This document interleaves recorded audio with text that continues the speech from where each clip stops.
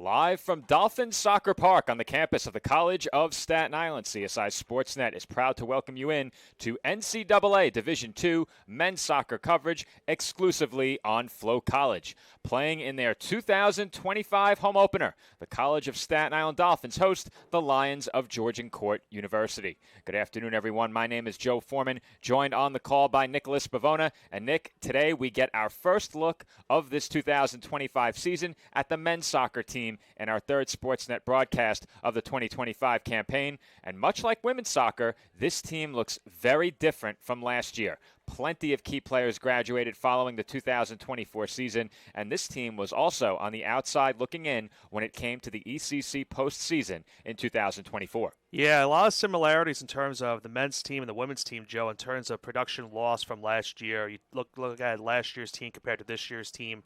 6 seniors departed the program. They were eliminated, as you mentioned, from the playoffs with a loss to UDC on the season's final day last year. So certainly a tough way to go out for that Dolphin squad last year. And they're hoping to avoid an 0-3 start for the second straight season. So obviously with an 0-3 start, that definitely puts you in a little bit of a disadvantage trying to get into the postseason later on in the year.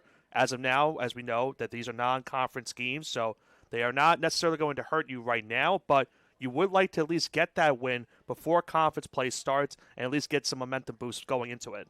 And speaking of the 2024 senior class, the group of players who graduated for this program last year included some very important pieces for the men's soccer program, but this team also added some significant pieces last year that are sure to play a big role here in 2025.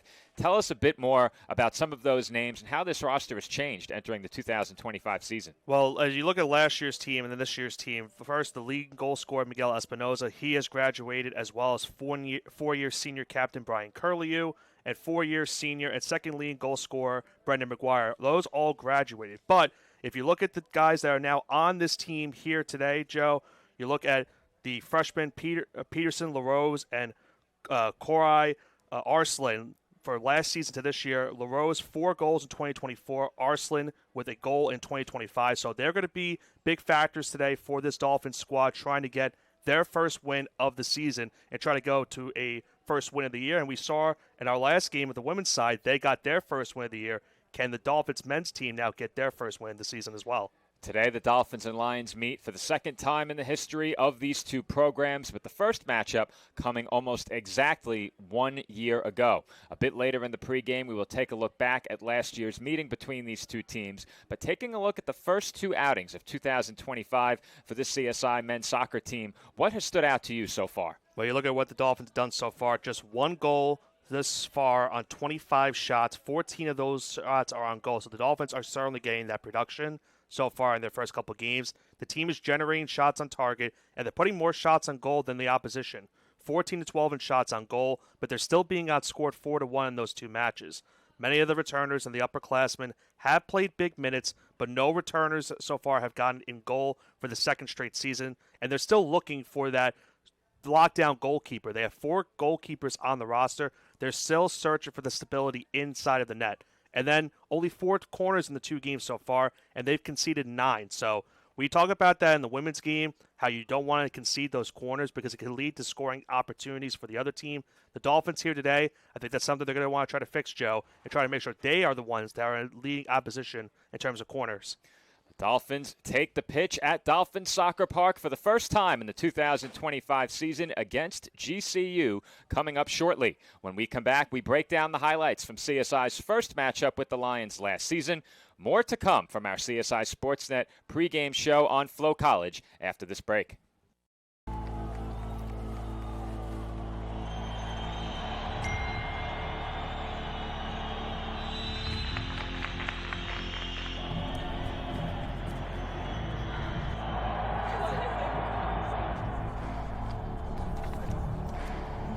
If you want to win in every arena of college life, go D2. Make it yours. Hobra, a taco joint, Staten Island, where we're proud to have shared our family-first spirit with people from throughout New York City and the world. With indoor dining available both at the bar and on the floor. Or step outside for additional seating and an outdoor bar. serving beer that's crisp, ice cold, and worthy of a day at the beach. Cocktails that explode with flavor. And great food made with the freshest and healthiest ingredients available. Events feature food and drink specials, live music, and the best of Staten Island nightlife.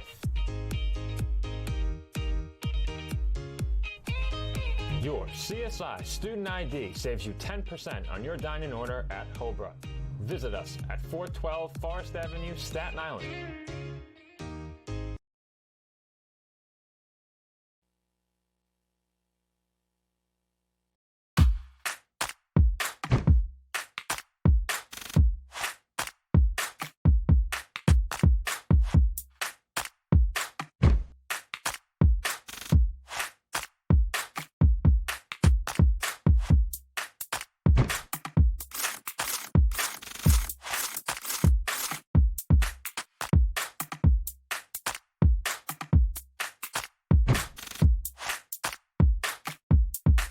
Communicate with us through that headset, but we'll work on that later. You guys go on yet? I got to delete the memory. And we are back from Dolphin Soccer Park here on Flow College. Joe Foreman back with you alongside Nicholas Pavona. And Nick, as promised before the break, we will get a look at last year's meeting between these two teams. Let's get a look at some of the highlights from the 3-1 CSI win over the GCU Lions last season. In just a moment, we'll get to see how that game started. We'll see right here. It's going to be a GCU goal to start this off 1-0. Or I should say 1-0, Joe. I always say 1-0. Yeah, you know. Yeah, it took some time to develop, but you'll see here off the giveaway in the midfield, the Dolphins end up conceding the first goal of the match. In fact, they gave it away a bit further back than the midfield. It was a long attempt from goal straight into the midfield, and very quickly the attack gets underway. It is the Lions that win the ball just beyond the midfield stripe, and they convert for the game's first goal to make it 1-0. Yeah, certainly have to take advantage of those opportunities, Joe. We saw in the women's game how big of an opportunity that could be for teams if they take those chances. But you'll see right here, it's 1-1 now. Brendan McGuire is going to get that goal and get the Dolphins on the board. Well, before that happened, or I should say, at least in our sequence of highlights before that happens, the Dolphins had a red card that was called against Georgian court. So our highlights perhaps out of order, but nonetheless, there was a big red card after the Dolphins had made it a 1-1 game, and it was 2024 senior Brendan McGuire who evened the score. You'll get a look at that goal right here. So you'll see the cross come in. The Lions fail to clear. That one sent off the heel of a GCU defender, and Brendan McGuire converts. That made it 1-1. The red card followed that, and the Lions would be down a man the rest of the match. Yeah, and, you know, we see how many times that can play a factor when you're down a man in the matchup, and you'll see right here the Dolphins would still a 1-1 score here in the second half, but a big goal from Brian Curlew gives them a 2-1 lead, his first career goal.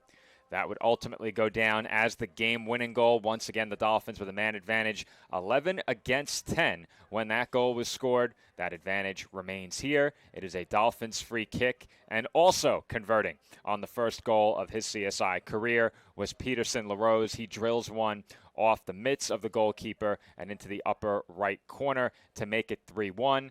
That would be the final score of the match, and the Dolphins would go on to take the 3-1 victory. So, Nick, it's tough to look back at the game last year and say the Dolphins were dominant. They did win it by a couple of goals, and even though they had the advantage of an attacker, the stats were by no means lopsided in that game, and you have to think that being down a man certainly played a big role in the Lions' second half performance in that game. You know they're looking to avenge that defeat here today. Yeah, they certainly are, Joe. And we talked about this in the women's game too, when they faced Felicia, how, you know, a team that has beaten you most recently, you want to get that revenge on them the next time you meet.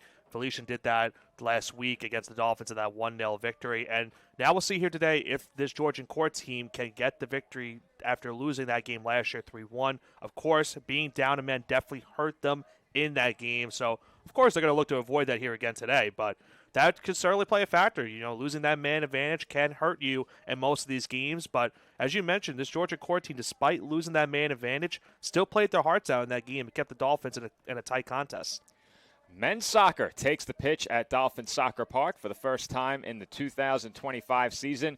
Coming up next, as both of these teams look to pick up their first victory of the 2025 campaign. It's Dolphins and Lions coming up next here on CSI Sportsnet, now streaming exclusively on Flow College. That's a timeout on betting. It completely changed the game, and you didn't even notice. Let me break it down for you. Betting ads are applying full court pressure and getting you to play the game. Many of you are falling for it and losing big money. Addiction is happening in some more than others. Now players are getting harassed by bettors. And we all know that's not how the game is won. So it's on us to be good teammates and draw the line to stay ahead of betting consequences. Sports fans, we cheer on our favorite teams at fields, gyms, arenas, and stadiums. But have you ever wondered what it's like to be a referee? Verbal abuse from fans, parents, and coaches is the #1 reason why many referees are walking away. And they're not being replaced quickly enough by new ones. So put yourself in the official shoes, act with respect, and be officially human.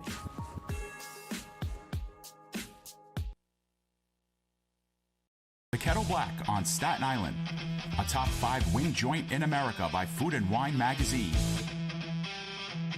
Serving daily lunch and dinner at the bar or on the floor. Perfect for family and group parties with top shelf drink and delicious food. From great times with good friends.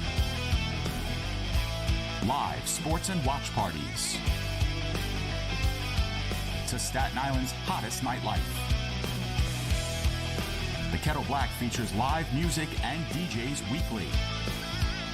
The Kettle Black features daily and nightly food and drink specials. The best Staten Island has to offer is at the Kettle Black. We'll see you there at the Kettle Black, located on 415 Forest Avenue, Staten Island. No, I'm right. The podcast that uncovers the origin stories of some of the biggest names in sports, media, and entertainment. Nick Durst here along with Joe Calabrese. Here we are, 200 episodes later, about 150 episodes with guests, our friends, soon to be your friends. Well, it's pretty clear, Joe, that it's all about You Know I'm Right, the podcast. That's my You Know I'm Right moment. Wanted to do a podcast, and everyone was like, what are you, crazy? Who's going to listen? You're not going to get guests. Well, guess what? I'm the best when it comes to getting guests. You can vouch for that. I am so happy that you asked me to do this. I couldn't have been more thrilled. And follow us on socials, check us out. I promise you, if you want to work in media, whether you work in media now, whether you want to quit your job and work in media, come to us, and I promise you, we will get you on the right foot. That's what it's all about, uncovering the origin stories of some of the biggest names in sports, media, and entertainment. Keep it locked on You Know I'm Right.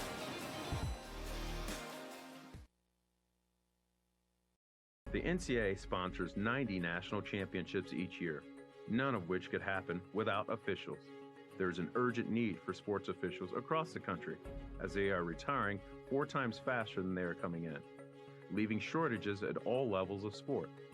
The NCAA recognizes the importance of officiating on the student-athlete experience and is dedicated to the recruitment and retention of new officials for all sports. There are many great reasons to become an official. Stay in shape and get paid to do so. Meet new people and build relationships within a tight-knit community. Give back to the sport you love by creating a fair atmosphere and upholding the integrity of the game. Say yes to officiating. Visit ncaa.org/Say Yes to Officiating for more information on how to get started.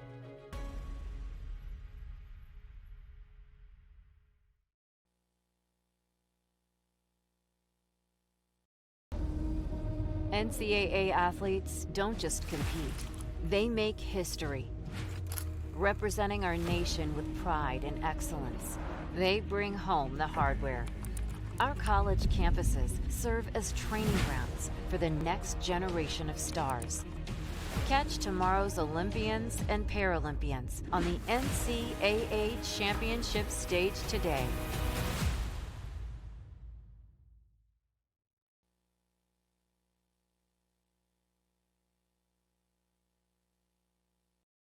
Sports fans, we pack stadiums, arenas, and local gyms every day. And every sports fan is uniquely human. Seeing each play with your own eyes, triggering your own emotions. And as humans, we won't agree on every call, but we can act with empathy and consideration. So put yourself in the official shoes. Be more than a fan. Be officially human.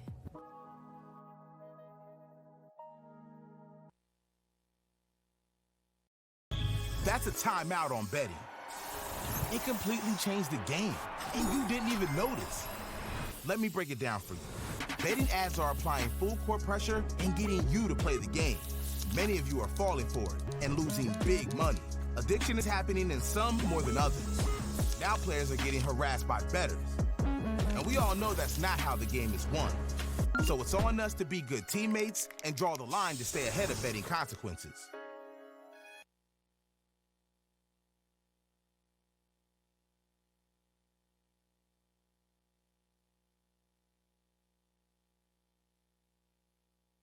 Sports fans, we cheer on our favorite teams at fields, gyms, arenas, and stadiums.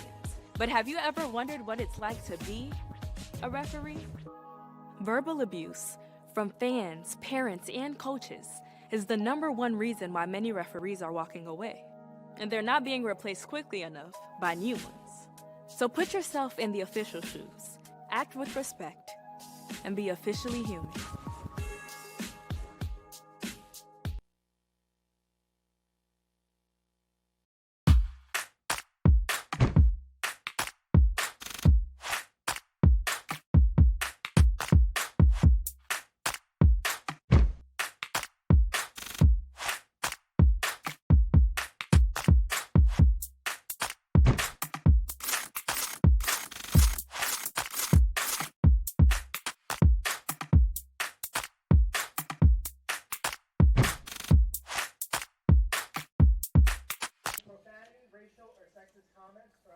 And we are back from Dolphin Soccer Park, where the starting lineups have been introduced and the national anthem has been played ahead of today's NCAA Division II men's soccer matchup between the College of Staten Island Dolphins and the Georgian Court University Lions. Once again, my name is Joe Foreman on the call alongside Nicholas Bavona. And Nick, we will get our viewers the starters for both teams, beginning first with the home club in this one, the College of Staten Island Dolphins. In goal for the Dolphins will be number 30, Carlos Romero Astacio. The rest of the Dolphins starters in numerical order: number 4, Ty Torres; number 5, Luis Asensio Cueva; number 6, Matt Beaton; number 7, Karai Arslan; number 8, Badar Mezrar; number 10, William Lopez; number 16, Nicolo Cimini; number 18, Peterson LaRose; number 22, Anthony Benvenuto; and number 27, Wolfgang Alvarado. All right, we are back here from Dolphin Soccer Park, just about to kick off in just a few short moments. This matchup between Georgian Court and the Dolphins. Dolphins will be the one that are kicking off, and we are underway for the first men's action here of the 2025 season. Both teams in search of their first win of this 2025 year. As we spoke about in the pregame, last year the Dolphins took this one in the matchup 3-1. Early trouble here for CSI. That will be goal kicked away. Battling along that sideline, and they just are able to keep it in now. Here comes the attack from Georgian Court. They will now try to settle things down. Trying to get a look at the numbers here from our vantage point here in the press box. This is Cavanelli now. He passes it back to middle of the pitch. As I mentioned here, Georgia Court right now trying to set up something after the Dolphins started this game off with the kick. And now we'll go out of play. It'll be a throw-in. All right, Nick, we had a bit of a technical hiccup right there. I'm not exactly sure what happened, but we got the immediate flag down from our engineering desk and got right back online. I'm not exactly sure what the issue was, but it appears we are good to go now. Tyler is monitoring our levels over on Flow, making sure everything's good. Tyler just clicked that eyeball to get the clock on our screen so that our viewers can see the time, but we have an early opportunity here as that ball ends up in the box and it's cleared away off the head of Luis Asensio Cueva. So, Nick, we mentioned during the pregame the Dolphins had conceded 9 corners. Yep. They only had 4, and I think that's where you were going. They conceded an early corner just over 90 seconds into this first half. Yeah, so an early opportunity here now for Georgian Court. They get that early corner, about to hit the 2 minutes into this game, and an early scoring opportunity. And that's something we talked about in the pregame, that the Dolphins have conceded these corners, and it's led to some chances for these opposing teams. So we'll see if Georgia Court can make the most of it. Corner kick on its way toward the middle of the box and cleared away off the head of a Dolphin once again. That time it was Wolfgang Alvarado with the clearance. And, Nick, we were about to go through the lineup for Georgian Court. We'll wait until a potential goal kick or a stoppage. But as I mentioned, the pronunciation guide on the roster is mostly cut off. Yep. So we're going to need some help. As that's sent into the box, headed just wide. Big opportunity there for Alessandro Savellini, excuse me. Again, we have about, I'd say, 80% of each name. I think it's Cavallini. Cavallini? Yeah. Yeah, some of the pronunciation towards the end of the name, at least, is cut off. Yeah. Yeah, normally, if I'm going Ka, I'd go K-A or K-H. Yeah. Dolphins look to throw in from right in front of the Lions bench. Just shy of 3 minutes gone by here in the first half. The Dolphins come in with a record of 0-2. Georgian Court 0-1-1. As that ball a bit too strong. And onto the foot of Romero Estacio. I believe the flag went up, so that's why they stopped running towards the ball. In goal for Georgian Court is Sotirios Ghostis. The rest of their starters in numerical order. The aforementioned Cavallini, Cramper, Wilk, Elder, Juarez. Now again, another name that's cut off, Sarkisov. Sarkisov, yep. That name's partially cut off. Khan, Van Eyck. Have to go to page 2 here, Nick. Double-sided roster. Another cut-off name. Von Hesteren. And then one more name cut off at the end. I would have guessed Ashuri, but it says Ashu, so Ashui? Ashui, yeah. Yeah, the last syllable is cut off again, but we don't have the original file with the correct names on it. We have the printed copies, and the printed copies apparently didn't have wide enough margins, but that's enough for hearing Nick and I make a fool of ourselves. More so me. I took the bullet there for you, Nick. Credit to our public address announcer, Joe Calabrese, able to get through the names.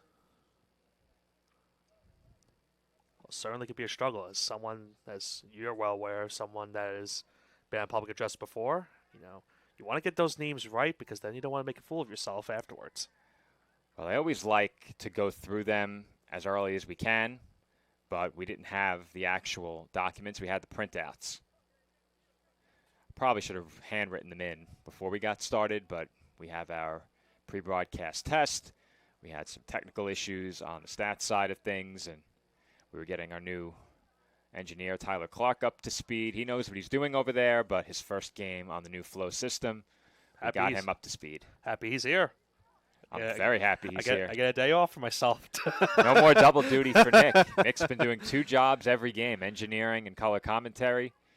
But we certainly don't want somebody's first experience engineering the new system coming at a basketball game. We have to get some reps in for everybody during soccer. There's a good through ball and a chance here for the Lions. Romero Estacio comes out of net, and the attempt is wide. Dolphins get a little bit of a break right there, Joe, because if he didn't come out of net, it would have probably led to an easier shot. But because he did get out of the netting, he had to try to angle it, and it just went a little bit too wide right of that netting. So goal kick upcoming for CSI as Georgia Court fails to score on that scoring opportunity. This one sent into the air, into the midfield, and down goes a Dolphin on that play. That was Alvarado who got taken out a bit low. He's a little bit gingerly getting up, but he's running at his own power. And I was making that point about it earlier in the season during our pregame where for you talked about the engineering. You definitely want to get it out of the way now because once basketball comes, it's going to be a little bit more involvement in terms of getting everything down to order. Well, Nick, once basketball comes, we're going to have an additional mixer, and it's going to be for our handheld microphones. It's going to be very in-depth, a lot of moving parts, but that's all what goes into making this broadcast the best that it can be. And we have the chance to do that this year with this being our sole focus on game day. Just our third broadcast here on Flow. Admittedly, this setup a bit more prone to downtime as that clearance was blocked. And the Dolphins fortunate to come away with that ball, but the Lions will send it back toward the touchline at the end of the pitch. There's a nice touch to set up a cross and a shot wide. How about that touch just outside the box? I believe that was, again, another name that's completely cut off, Nick. I would guess. Trying to get the number first. I would guess Altrutter. But again, we're missing the last syllable. Yeah, I would say Altrutter. Well, he had a great touch on that ball, volleyed it straight back onto his own foot over his marker, and that set up a cross in front for a quality shot that went just wide. And something that we were highlighting last game, Joe, in the women's game, was in terms of stuff where time of possession was a factor in that game for the Dolphins. And early on in this one, it's been a lot of Georgian court holding the time of possession in this game. The Dolphins right here will have an opportunity with a throw-in just right outside of where the corner is, but they've got to try to get some time of possession here and try to set up something to try to get them a goal opportunity. Well, speaking of factors in last year's game, one of them on the Georgian court side was Heis Van Eyck. He was the one that had that great look after the ball got by Romero Estacio a bit earlier in this half. Dolphins now looking for some sustained time on the attack.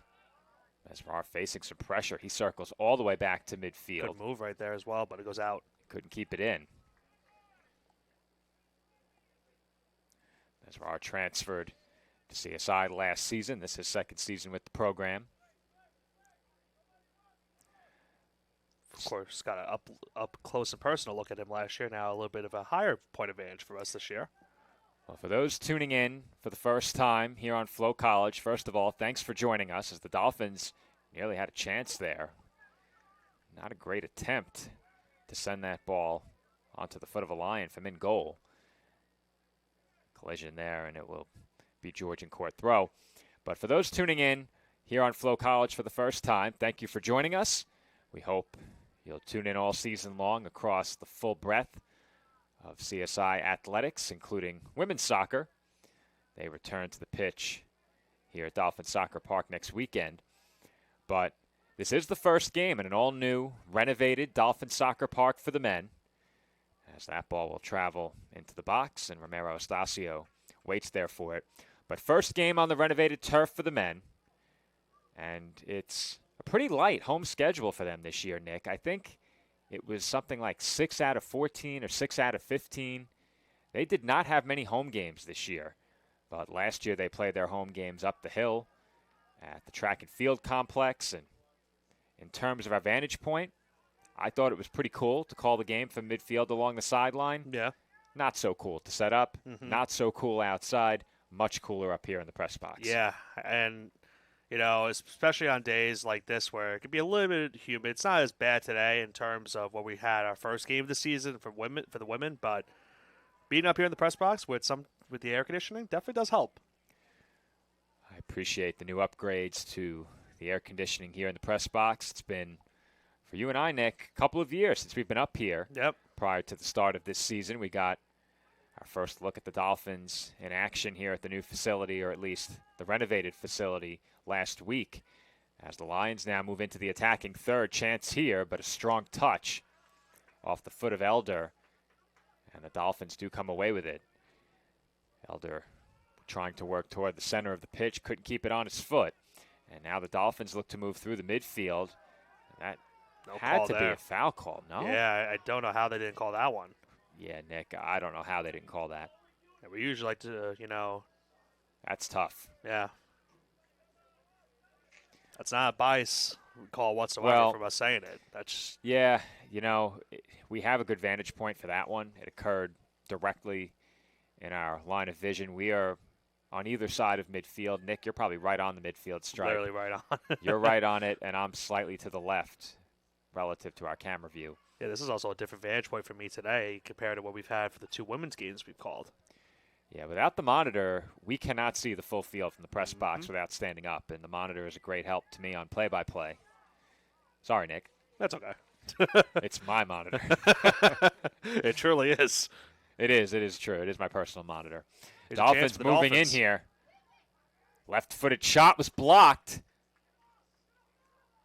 And Lopez will send it back to Mesrar.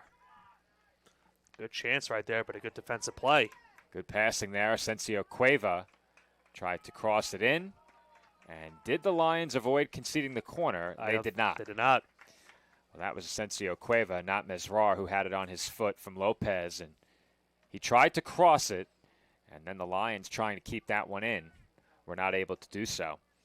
So Tyler, as this ball travels in, perhaps we get a look from in close via our second camera. Dolphins play it short, so that one's not coming, Tyler. You can switch back as that shot travels wide. First shot attempt of the day for the Dolphins right there. Does go off target, but we have seen a little bit of progression from the Dolphins these last couple of minutes, Joe. I was mentioning it earlier on that Georgia Court was having a good time in possession to start this game. But the Dolphins these last couple of minutes have shown some progress, and now they're starting to get on the attack. There's a look at that last attempt via the wide shot. Not a bad effort by Mesrar, high and wide.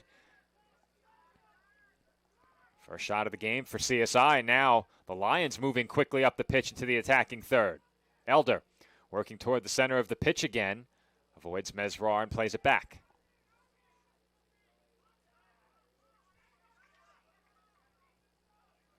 Lions patient on the attack here with it, just beyond the midfield stripe, now working up the far side. Arslan there defensively for the Dolphins, and he's able to dispossess the GCU attacker. Good defensive play right there. Arslan quickly working his way up the pitch on the attack as That's well. a good pass. Just Too a little much bit on out. it. Yeah. Too much on it. Alvarado won't catch up to that one off the foot of LaRose. Time stopped as well. Trying to get a look at exactly why. I think it's for an injury. Not sure. It's a conversation. It's rare you see the official in an animated conversation with 3 members of the same team. A lot of the Maybe time, a warning or something? not sure. A lot of the time he will admonish players, one from each side, if they've been a bit too physical or if things are getting out of hand, trying to regain control. But that's the only thing I can think of. Nick, that's something that if we're at midfield, Yeah, you might pick it up. We would know. We might pick it up. You know, we do have Stephanie over at midfield, seated at the substitution table. That's true. Maybe, if we can run a power line, get a camera down there. I think that would be a better second camera than the 1-goal look. Now, we are going to introduce more cameras as the season goes.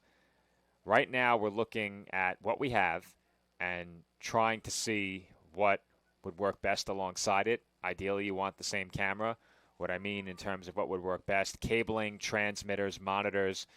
I'm assessing right now the compatibility with my personal equipment, and if everything goes the way we hope, then CSI will invest in the same equipment, and they'll have exactly what you and I work with on what seems like a nightly basis now, Nick. I know.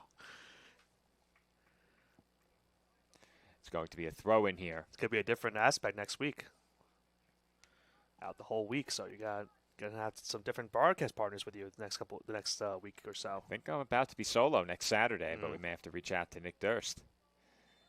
I think Luke could throw on a headset if he really wanted to. If he's here. I'm good. Well, okay, never mind. We need to get him up to speed with engineering again. It's been a long time for Lou. That's true. That is true. I don't remember the last time he played on a headset. It's probably baseball. It's been a while. Yeah. It's been a long time. It's a free kick here for GCU. Already 2 corners for the Lions in this match. The Dolphins with 1. This is an unofficial corner if you really look at it, where he's kicking it from. Good point.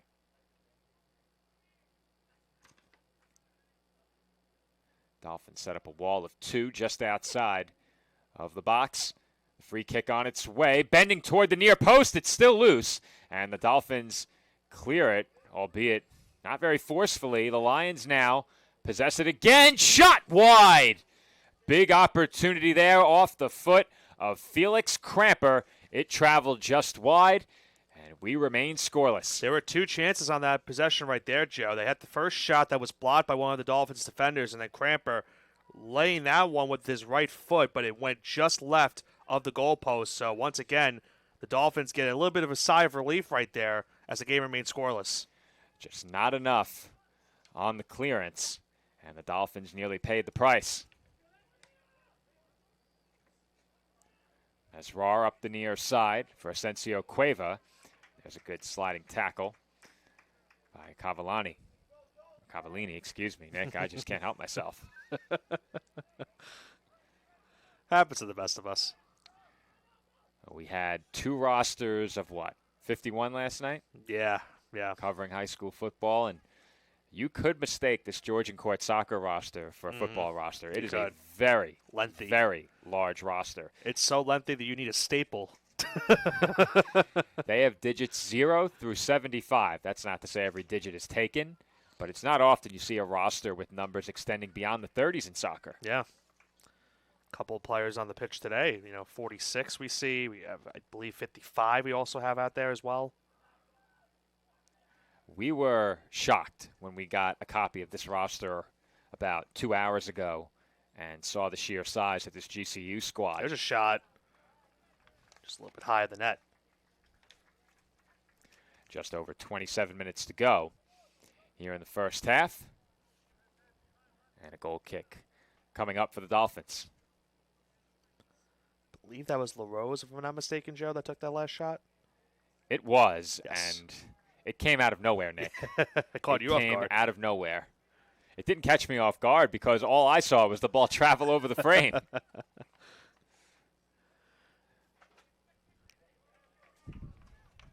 That one travels over the near side, throw in Staten Island. Immediately, the Dolphins give it away off the throw. That ball sent long up the pitch, off the foot of Ty Torres. And again over the touchline. Quick throw by GCU. They work it into the back and to their goalkeeper.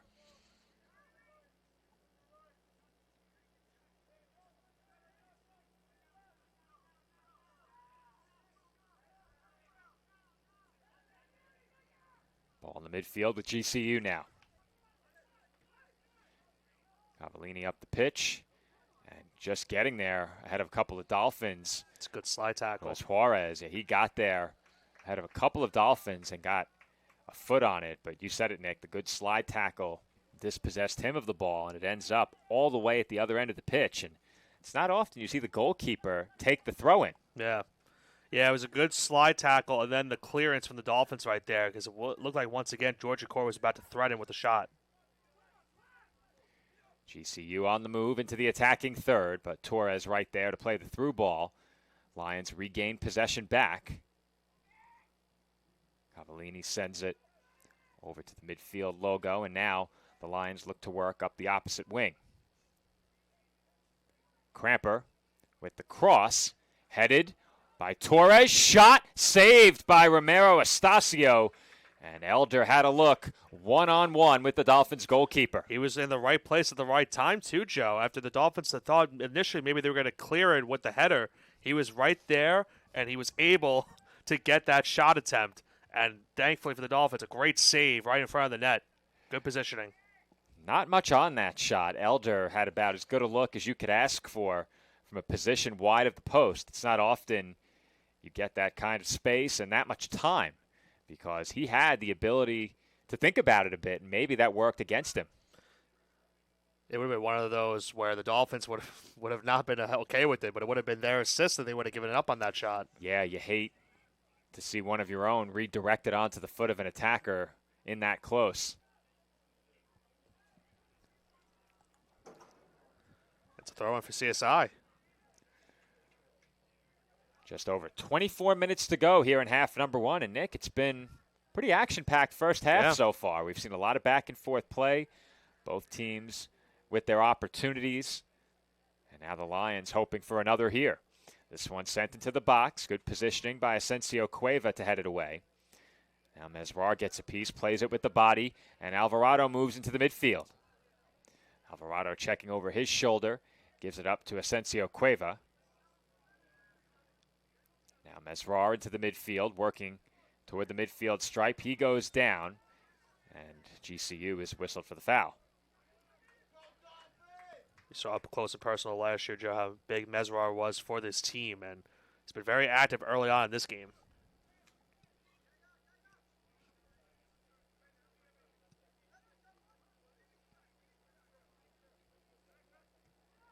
This one sent toward the far side. Arslan was there waiting.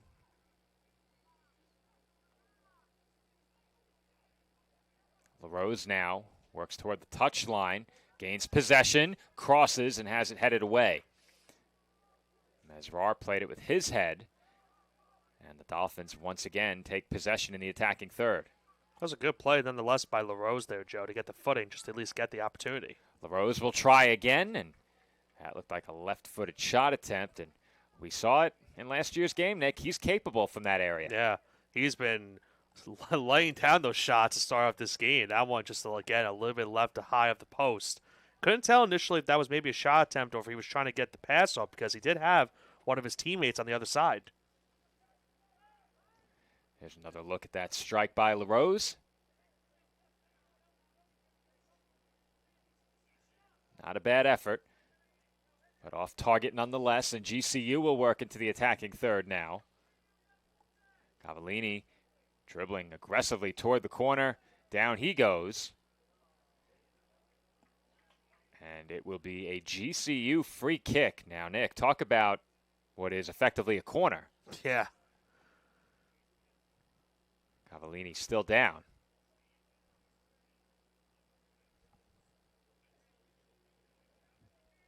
Clock continues to wind inside of 22 minutes to go in this first half. Still no score between the Dolphins and Lions. GCU threatening once again with a set piece in a dangerous spot. This is pretty much the same exact spot that we saw one of the free kicks earlier that I mentioned that was pretty much an unofficial corner. That last one was bent around the wall of two and in toward the center of the box. A lot of Lions in that area between the penalty kick position and the goal mouth.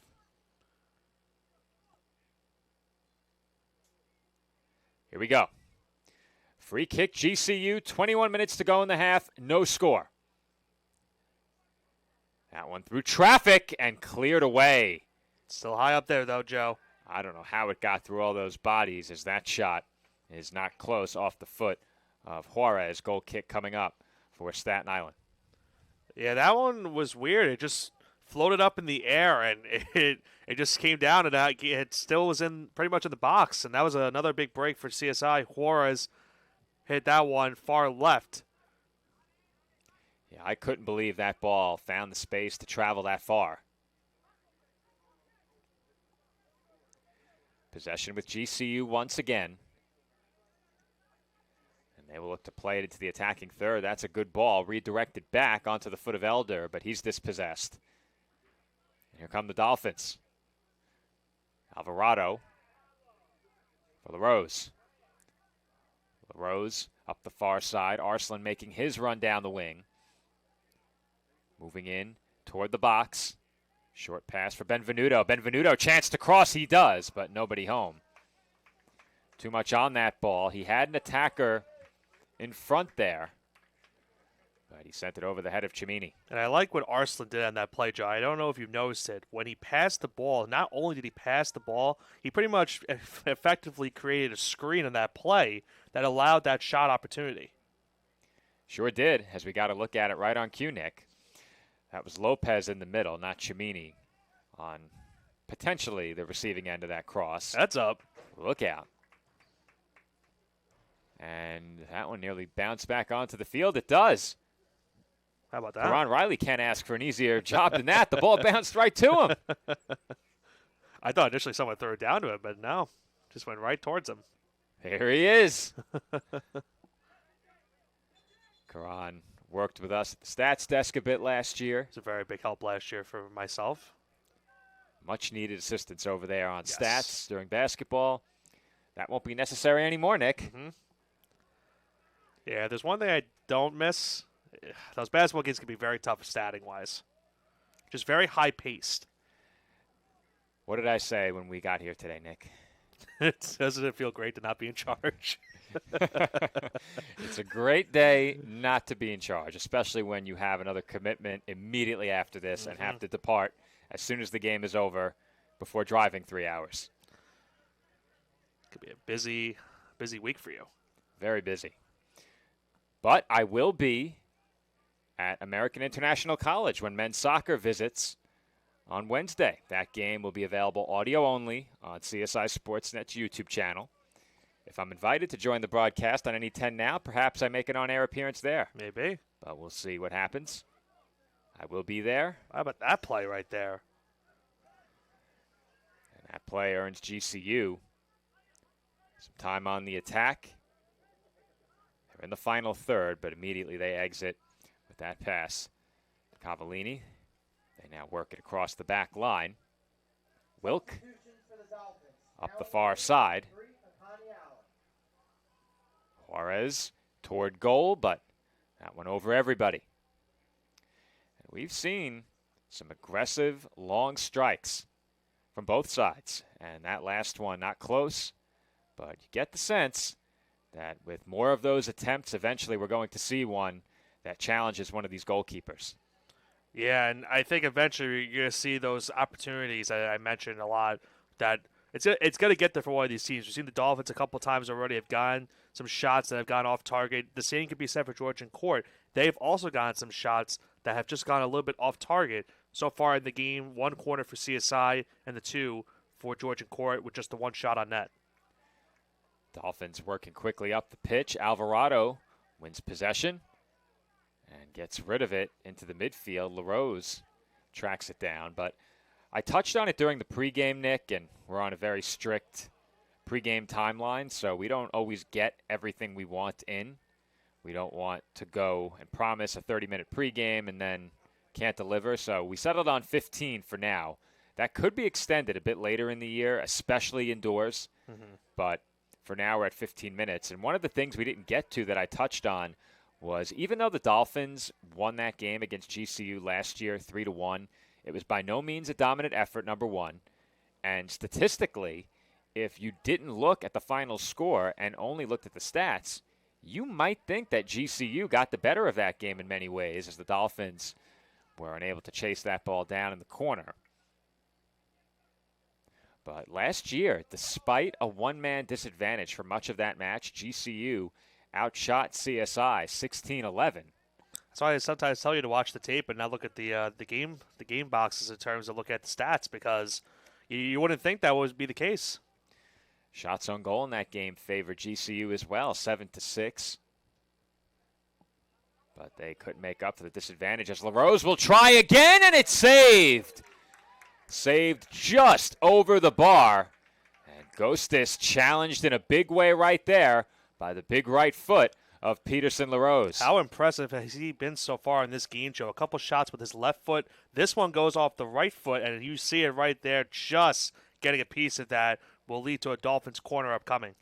We highlighted LaRose among the returners during the pregame, and Nick, that's exactly why. 4 goals last season, one of the premier rookies in the East Coast Conference, and without showing us too much this season, we've covered the Dolphins now for the first time here today. He's already managed to impress in a big way early in this game.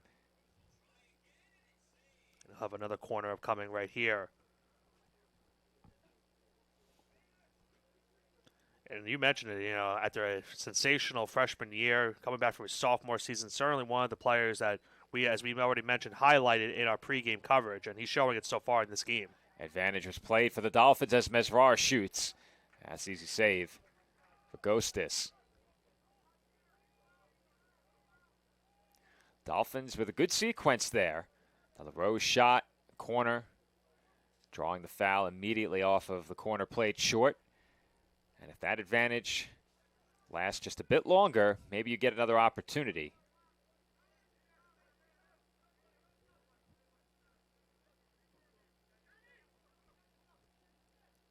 There's Nice a good touch. redirect there. Very good touch by Connie Allen.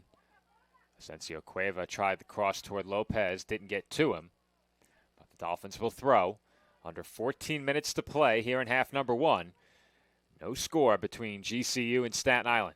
This is what I was talking about earlier, Joe. The Dolphins have been very impressive these last couple of minutes in terms of, other than that, of course, commentator shakes right on point. There's the offside. But before that happening, the Dolphins were looking very, very impressive in terms of, playmaking. They were passing the ball very effectively, getting some shots on the net, whether it be off target or on target. They've been showing some very impressive moments these last couple of minutes. Shots favor the Dolphins 6-4. Shots on goal favor the Dolphins 2-1. LaRose already with 3 shots, one of those on target.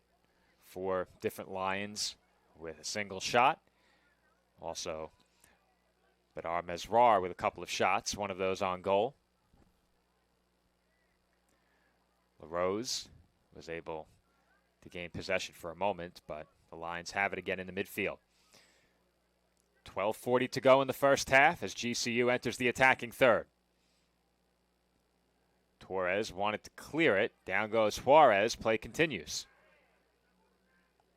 Lopez for Allen, and he keeps it in. Allen working toward the center of the pitch, strong over the ball. Cimini over toward the far side.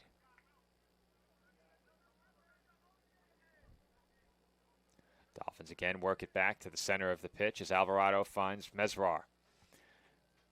Benvenuto. Back to Cimini. And he's immediately dispossessed, trying to win it back with a sliding tackle, but he commits the foul instead. And I think we're going to have a yellow card here, Joe, potentially. Cimini He is remains down right now. I'm not sure if they were going to stop it because of the yellow card, because of the injury. It looks like it's going to be for the injury. Well, that would have been something if he's down on the pitch injured and the official just held the yellow card over him. It looked like that's what was about to happen. I thought Nick. that's what was going to happen for a second. I don't think there was anything there that warranted a card. Yeah. I think had play not been stopped, GCU would have looked to take that free kick very quickly and perhaps gain an advantage. And I think they certainly would have with Cimini down. Awaiting the free kick, we'll get one more look at that last sequence.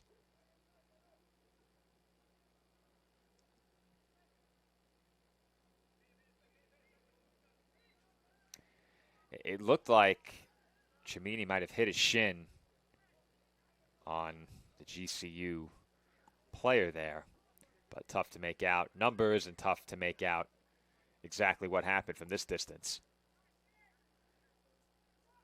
I've always said, Nick, the most fun I have covering athletics at the college level is when you put me between the action and the spectators. Mm-hmm.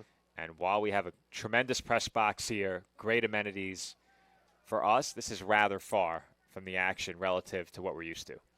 Yeah, I mean, in fairness to where we were last year, too, we weren't really up close with the fans either. We were just more close to the players.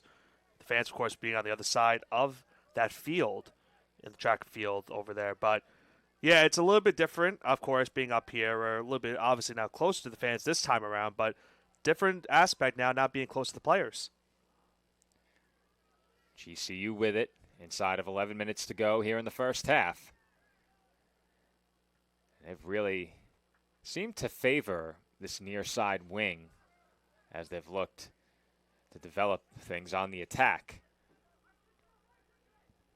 There have been a lot of touches in this game for Elder down around that last 18.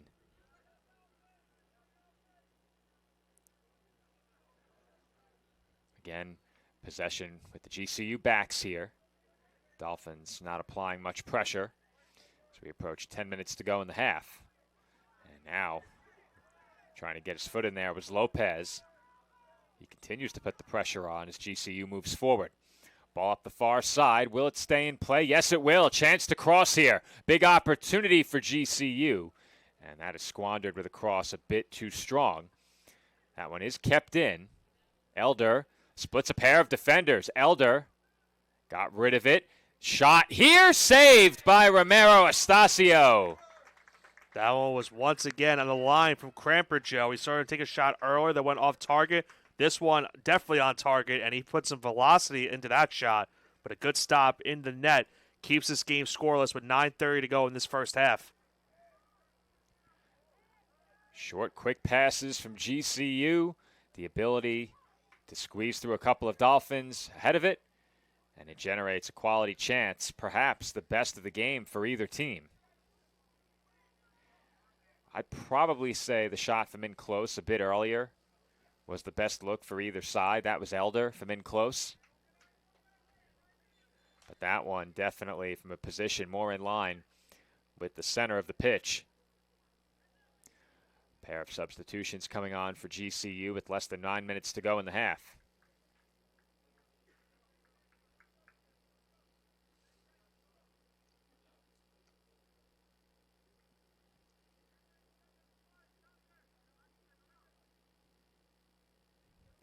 We await a Lions throw.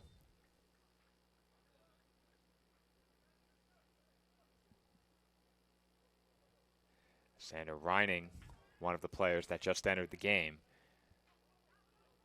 I believe the second was Noah Osheim. Cramper again looking to send one toward goal. It ended up deflecting out of play, and I believe out of play for a corner. Yep.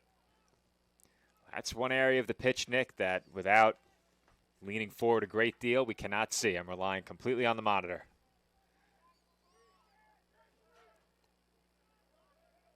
$7:50 to go in this first half. Osheim going to take the corner kick here. He sends it center of the box. It travels through everybody. Good play by LaRose, though, right there, Joe. He just saved a potential shot right there. LaRose hoping to set up a counter. Put that ball far ahead of Allen. Never really had a chance. That went off the head of Cramper without even intending to play it that way, and he was offsides. Yeah. Hit him right in the back of the head. Here's a look at that last shot. You'll see Cramper right here. That was the last clearance, Not the excuse shot. me. Yes. Last corner. It was good defensive play right there by LaRose, because there would have been a shot opportunity certainly on that play. You know what you do when you assume, Nick. You know. If you know, you know. You know. Live here on Flow. All right, I see what you did there. There's no room for that kind of language. That kind of language, a big no. No. We crack ourselves up. You have to. We always try to do that when we do our broadcasts, you know. You can't laugh at yourself, then it just doesn't make it you know what they say about me, Nick. I mean, this could go many a lot. things. I was just saying, I don't know where you're going with this. This could be anything. This could go a lot of ways. We had a whole conversation last broadcast about being a people's person. We'll elaborate after this as Allen chases it toward the corner. 6 minutes to go in the half now. Allen working toward the box, got it away, and the clearance is off a Lion. You got directly hit in the face. And, Joe, we saw that last game in the women's game where a player got hit in the face and the Dolphins took advantage of it and scored the lone goal in that game. Yeah, and the ball hitting the face of one of the Chestnut Hill players directly led to a Dolphins goal. I think that was Cramper, right? That got hit? Not sure. But he's being attended to by the trainer now. So as that happens, what we'll do is go back to my previous point. What they say about me, Nick, is that when I'm laughing. That was Cavallini, by the way. Okay. When I'm laughing, it's the only time you'll see me smile. That's what they say. Probably 90% true. Gotta wonder what that 10% is then. Yeah, I'll keep that to myself. That's probably the right thing to do. When I get that notification of a sale, it hits different. It hits different, Nick. Yep. It hits different. You'll get a smile out of me for those every once in a while. Though my phone is the hotspot today, so I don't have it. It could be going off for all we know. You know, I could be missing restocks. You know, it could be very problematic. That certainly does not help. You know what they say about me as well, Nick? Always working. Mm-hmm. You're never off the clock. Never off the clock. The clock here stopped, however. Yeah. It's a nice transition right there. That's what I'm known for. The master of the segue. Pretty much threw you an alley-oop pass right there. You did. As long as you don't... I wasn't going to say it. I know exactly which one you're going to bring up. As long as you don't do what Nick did and say that it's Dwayne Wade to LeBron James. I'm a Knicks fan. I'm a Knicks fan. We're not doing any of that here. No Miami Heat references. No. You won't see me doing that. You're a smart man. Because those years definitely pained me as a fan. That's right. I can guarantee you it wasn't as painful for you as the Eastern Conference Finals was for me. But the action has resumed. Yeah, let's not talk about that either. 5:30 to go here in the first half. Cavallini, meanwhile, appears okay. He's being attended to at the trainer's table, but he walked off under his own power. His teammates looking to build an attack here. A lot of traffic in the box. The Dolphins fail to clear it initially, but Benvenuto has it on his foot now. Substitution for the Lions, now in the game, number 14, Oscar Giannisson into the game. Another player down. And another player holding his face. Yeah, I think he got hit with the ball.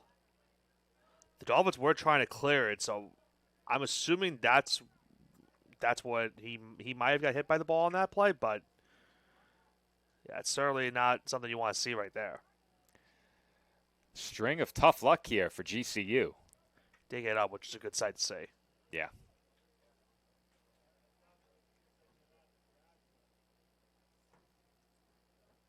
Got up pretty quickly now. Was that Cramper who was down? I don't think it was. I thought it was Khan. I thought that's who it was on that play. Tyler trying to help us out here. To be fair, I do have the biggest screen.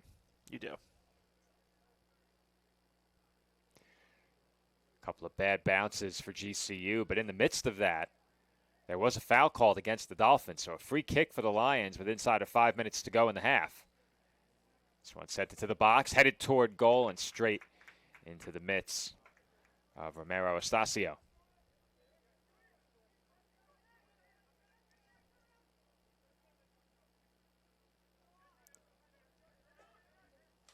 Dolphins with it now in their own end of the pitch. Lopez knocking down that ball, but couldn't gain possession of it back, and GCU looking to work quickly here. Osheim splits two Dolphins with that pass. Juarez sends it back to midfield. This ball sent off the head of Asensio Cueva. Mesrar with it on his foot. Gets away from a couple of Lions. Alvarado making a run across midfield. That ball never found him. It does find Lopez, however. Short pass to LaRose. Here comes LaRose now, looking toward Allen here on the near side. Allen with it. Allen toward the center of the pitch, circles back and finds Asensio Cueva. That's Raw. Back to his goalkeeper, Romero Estacio. Just over 3.5 minutes to go in half number one. Beaton played it up the sideline, but couldn't connect with his man there. That was Benvenuto.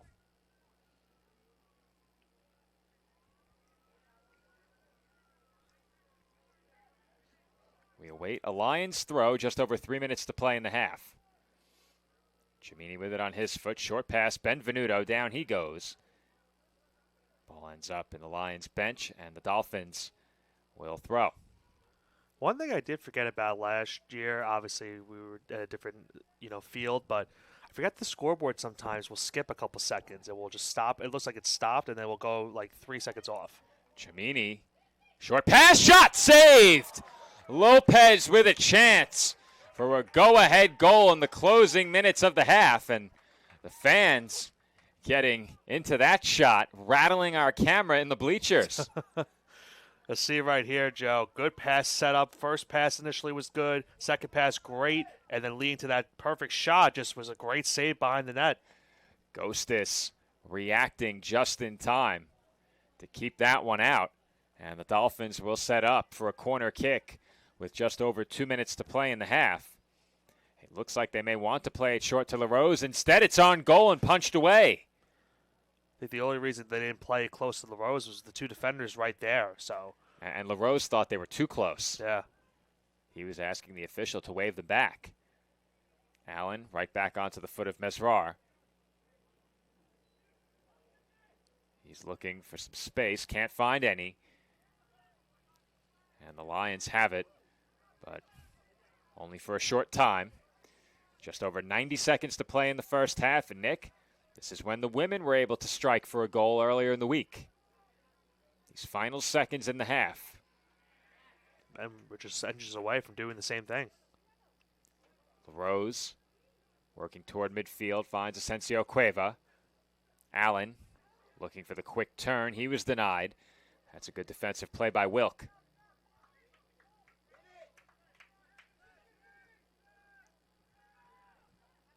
Approach 1 minute remaining in the half as that's sent over the touchline for a Lions throw. 1 minute remaining in the first half. Final minute of the half, no score between GCU and Staten Island. Lions looking to work it into the midfield. They do. 45 seconds to go before halftime. GCU building some momentum, moving forward, shut down by Mesrar. Lions get it back and give it away. There's a chance here. Allen chasing after that ball. Strong touch, but too strong as it rolls over the touchline and out of play for a Lions goal kick. And if GCU chooses to do so, they can bring this one to halftime. I would tend to think they would do that, Joe. Don't want to give anything up to the Dolphins here in these last couple of seconds. Long ball into the midfield. As our great public address announcer, Joe Calabrese, counts us down. 3, 2, 1. And a foul was called to end the half, but nothing comes of it. At least not yet. Dolphins wanting a free kick, asking for a stoppage. They will not get it. And through 45 minutes, we have no score here at Dolphin Soccer Park. Action-packed first half. It was an action-packed first half. That's absolutely right, Nick. And before we head to half, very quickly, shots tally, 8-6 in favor of the Dolphins. Shots on goal, 4-3 in favor of Staten Island. CSI and GCU both with 3 corner kicks in the match thus far.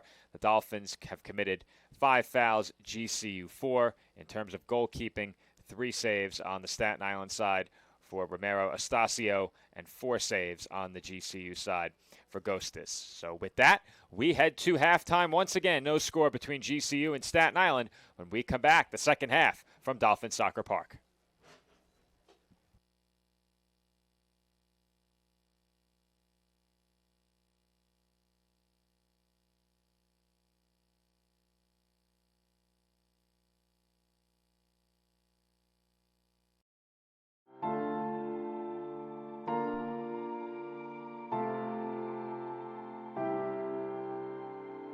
We've learned a lot from him, and we've probably learned more from him than he's learned from us.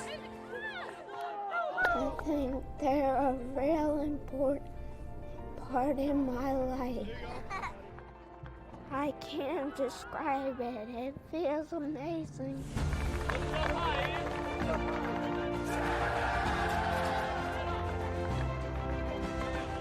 Team Impact is a national nonprofit that connects kids living with serious and chronic illness with college athletic teams, forming lifelong bonds and life-changing outcomes. Give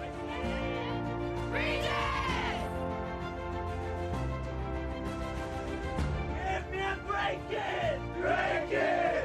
Can I have a hug?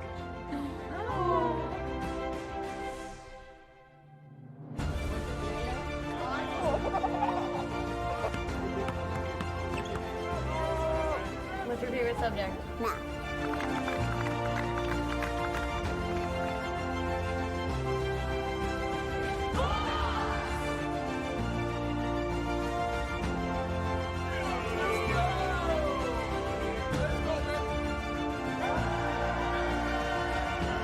When you spread the word about Team Impact, you have the power to change lives.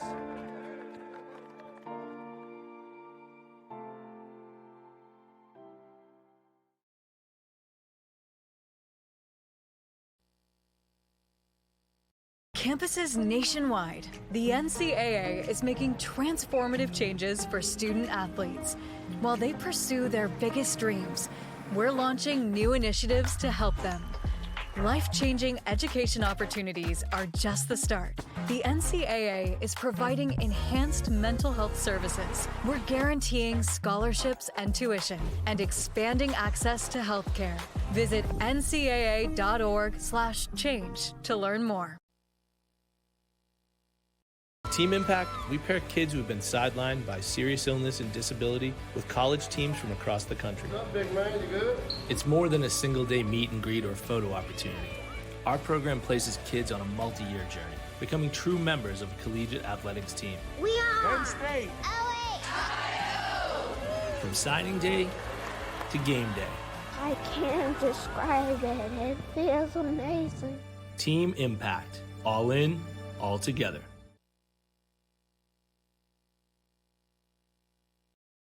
No, I'm right. The podcast that uncovers the origin stories of some of the biggest names in sports, media, and entertainment.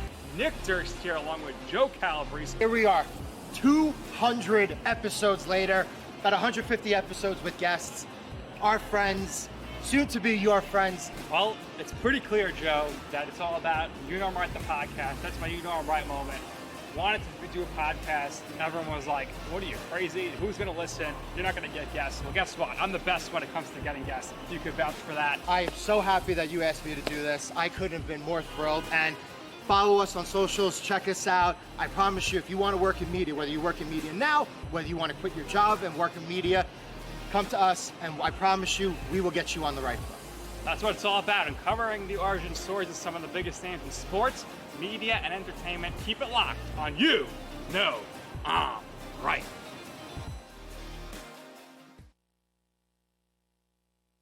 Sports fans, we cheer on our favorite teams at fields, gyms, arenas, and stadiums. But have you ever wondered what it's like to be a referee? Verbal abuse from fans, parents, and coaches is the #1 reason why many referees are walking away. And they're not being replaced quickly enough by new ones. So put yourself in the official shoes, act with respect, and be officially human.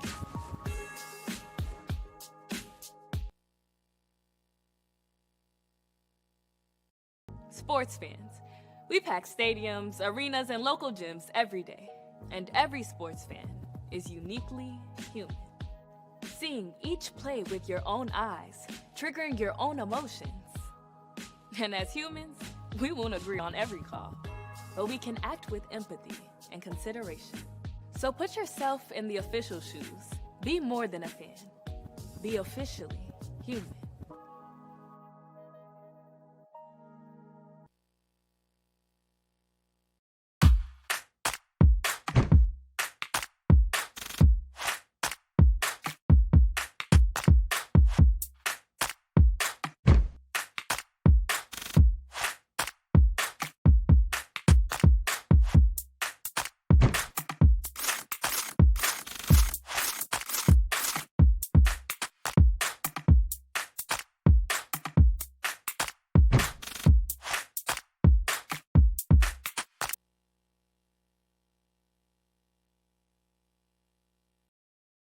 Cobra, a taco joint, Staten Island, where we're proud to have shared our family-first spirit with people from throughout New York City and the world. With indoor dining available both at the bar and on the floor. Or step outside for additional seating and an outdoor bar. Serving beer that's crisp, ice cold, and worthy of a day at the beach. Cocktails that explode with flavor. And great food made with the freshest and healthiest ingredients available. Events feature food and drink specials. Live music. And the best of Staten Island nightlife. Your CSI Student ID saves you 10% on your dine-in order at Cobra. Visit us at 412 Forest Avenue, Staten Island.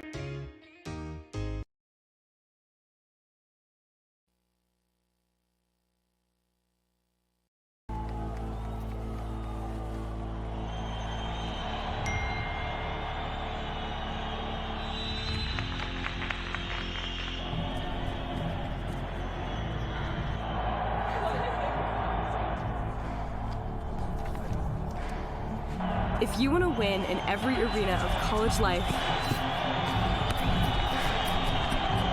go D2. Make it yours. That's a timeout on betting. It completely changed the game, and you didn't even notice. Let me break it down for you. Betting ads are applying full court pressure and getting you to play the game. Many of you are falling for it and losing big money. Addiction is happening in some more than others. Now players are getting harassed by bettors. And we all know that's not how the game is won. So it's on us to be good teammates and draw the line to stay ahead of betting consequences.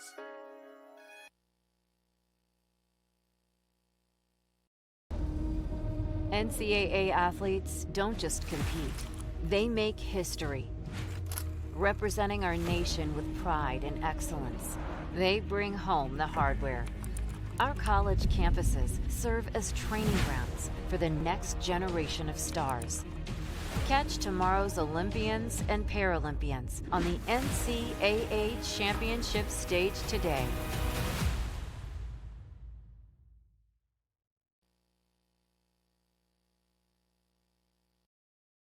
Cobra, a taco joint, Staten Island, where we're proud to have shared our family-first spirit with people from throughout New York City and the world. With indoor dining available both at the bar and on the floor. Or step outside for additional seating and an outdoor bar. Serving beer that's crisp, ice cold, and worthy of a day at the beach. Cocktails that explode with flavor. And great food made with the freshest and healthiest ingredients available. Events feature food and drink specials. Live music. And the best of Staten Island nightlife.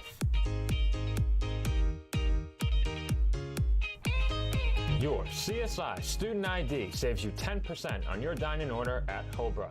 Visit us at 412 Forest Avenue, Staten Island.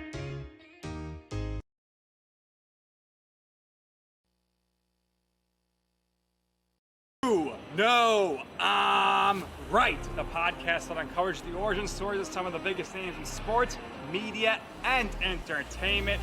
Nick Durst here along with Joe Calabrese. Here we are, 200 episodes later, about 150 episodes with guests, our friends, soon to be your friends. Well, it's pretty clear, Joe, that it's all about You Know I'm Right, the podcast. That's my You Know I'm Right moment.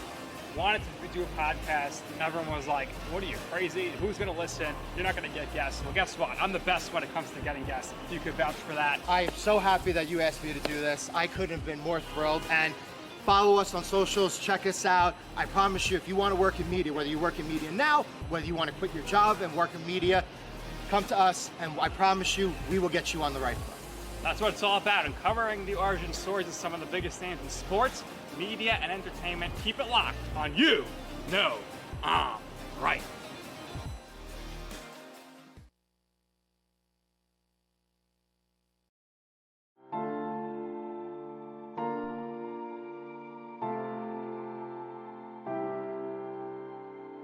We've learned a lot from him, and we've probably learned more from him than he's learned from us. I think they're a real important part in my life. I can't describe it. It feels amazing.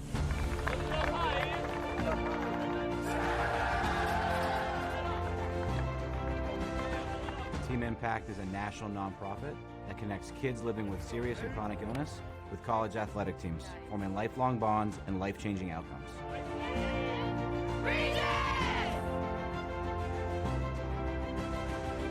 Champion, break it! Break it! Can I have a hug?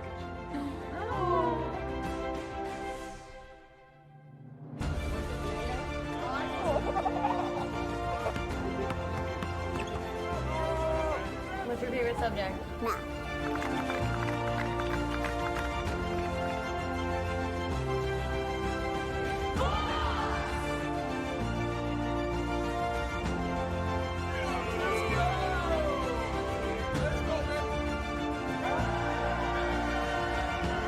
When you spread the word about Team Impact, you have the power to change lives.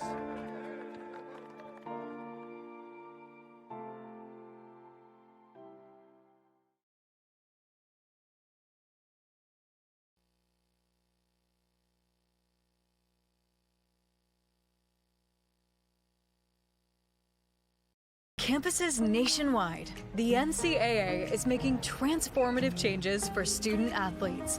While they pursue their biggest dreams, we're launching new initiatives to help them. Life-changing education opportunities are just the start. The NCAA is providing enhanced mental health services. We're guaranteeing scholarships and tuition and expanding access to healthcare. Visit ncaa.org/change to learn more.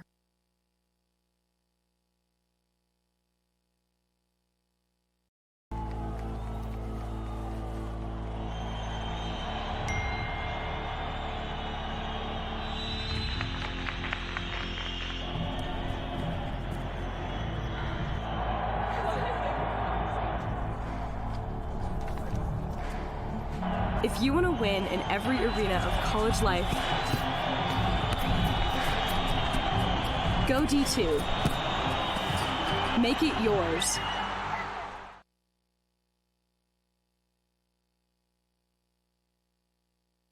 The Kettle Black on Staten Island, a top 5 wing joint in America by Food and Wine magazine.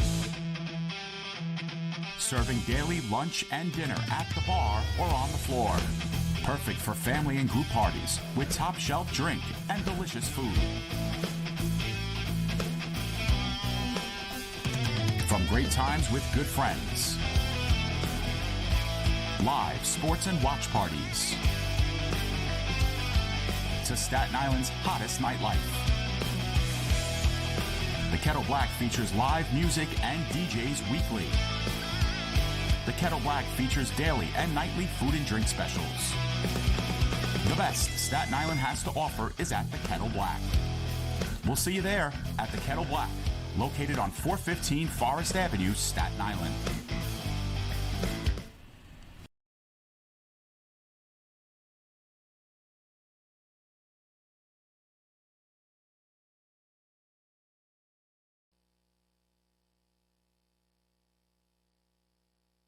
Team Impact, we pair kids who have been sidelined by serious illness and disability with college teams from across the country. What's up, big man? You good? It's more than a single-day meet and greet or photo opportunity. Our program places kids on a multi-year journey, becoming true members of a collegiate athletics team. We are Penn State. From signing day to game day, I can't describe it. It feels amazing. Team Impact. All in, all together.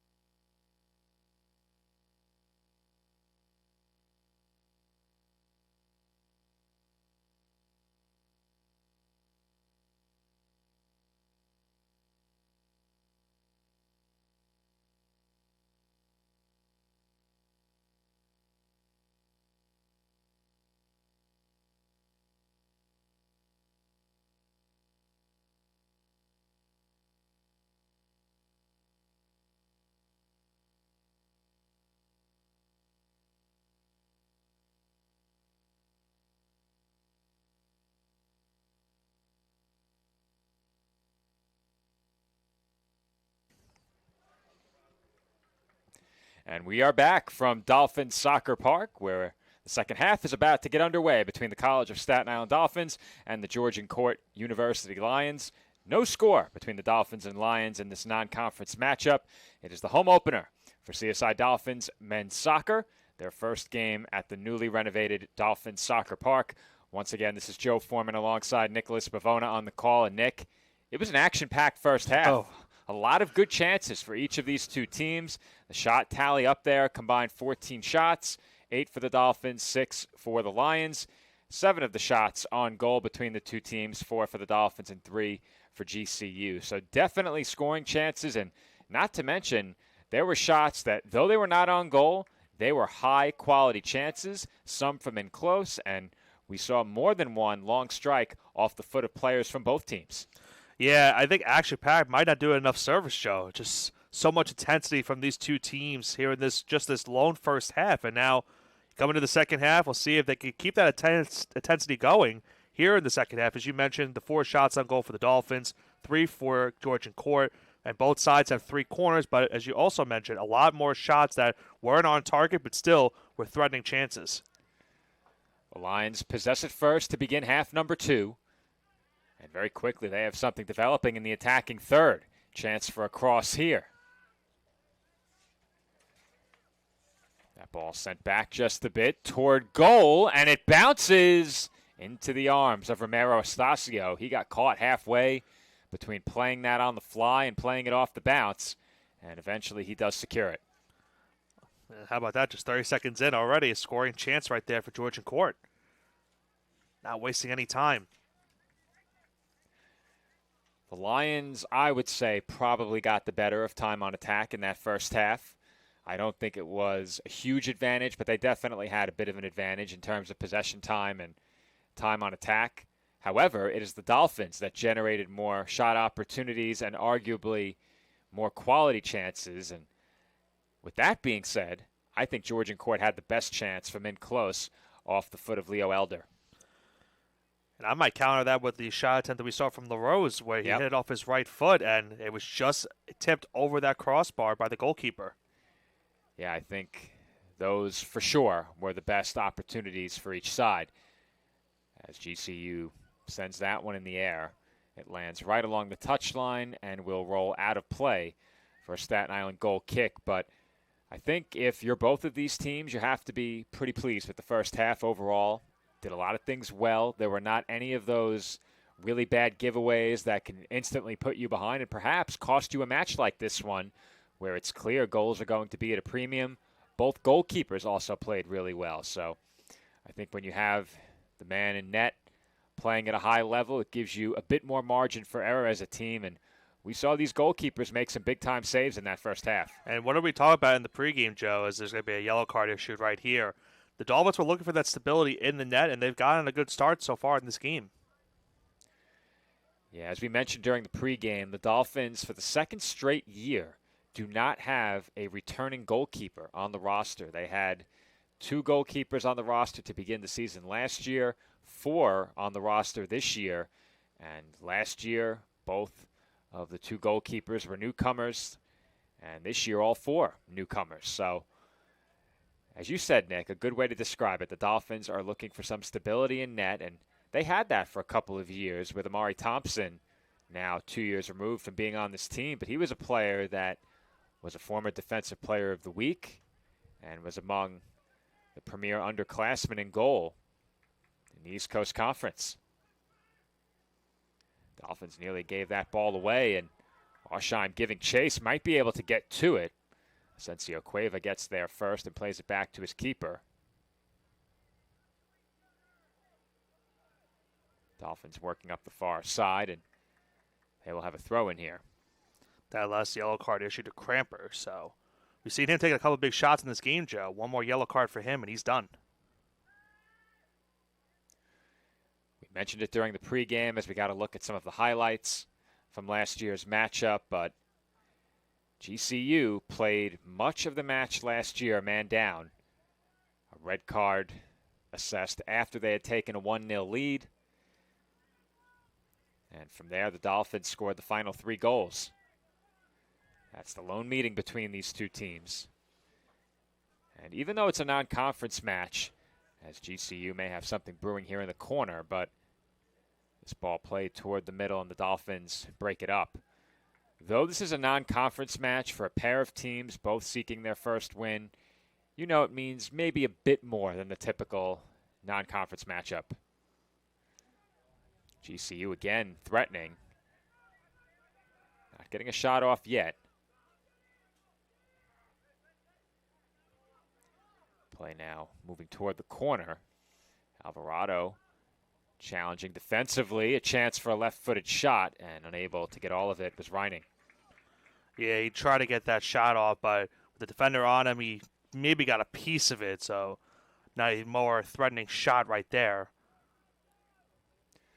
For the amount of time that GCU spent in the final 18 there, Dolphins did a really good job in terms of body positioning and cutting off passing and crossing angles to make sure that nothing came of all that time that GCU possessed the ball in that area of the pitch.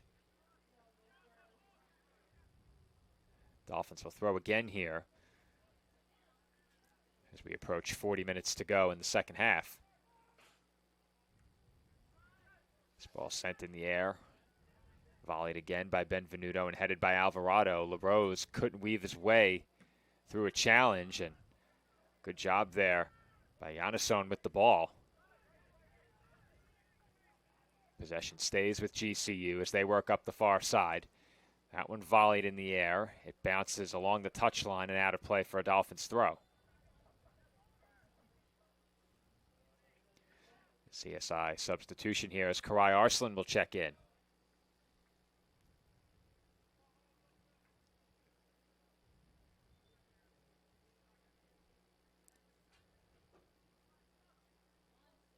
Short throw, sent right back at Asensio Cueva, and LaRose via an aggressive bicycle kick sent it way down the pitch, and now Ghostis will send it back the other way. You know, I'm a big fan of those bicycle kicks. Always love to see them in these soccer matchups. Dolphins trying to clear it away, weren't able to do so. Still threatening to try there's Georgia Court. Dolphins still trying to clear it away. Now LaRose has it. And he sends that one off. This is a chance here for CSI. Alvarado with the ball. He passes it back to Benvenuto. Beaton. Passes up middle, but good defensive play right there by the Lions will award them the ball now. Georgia Court still with it. Dolphins still trying to get it away, keep it in their zone. Mesrar. The pass to LaRose. LaRose has a shot opportunity. He passes it up to Alvarado. Alvarado with the cross pass, but it is well played right there by Ghostis.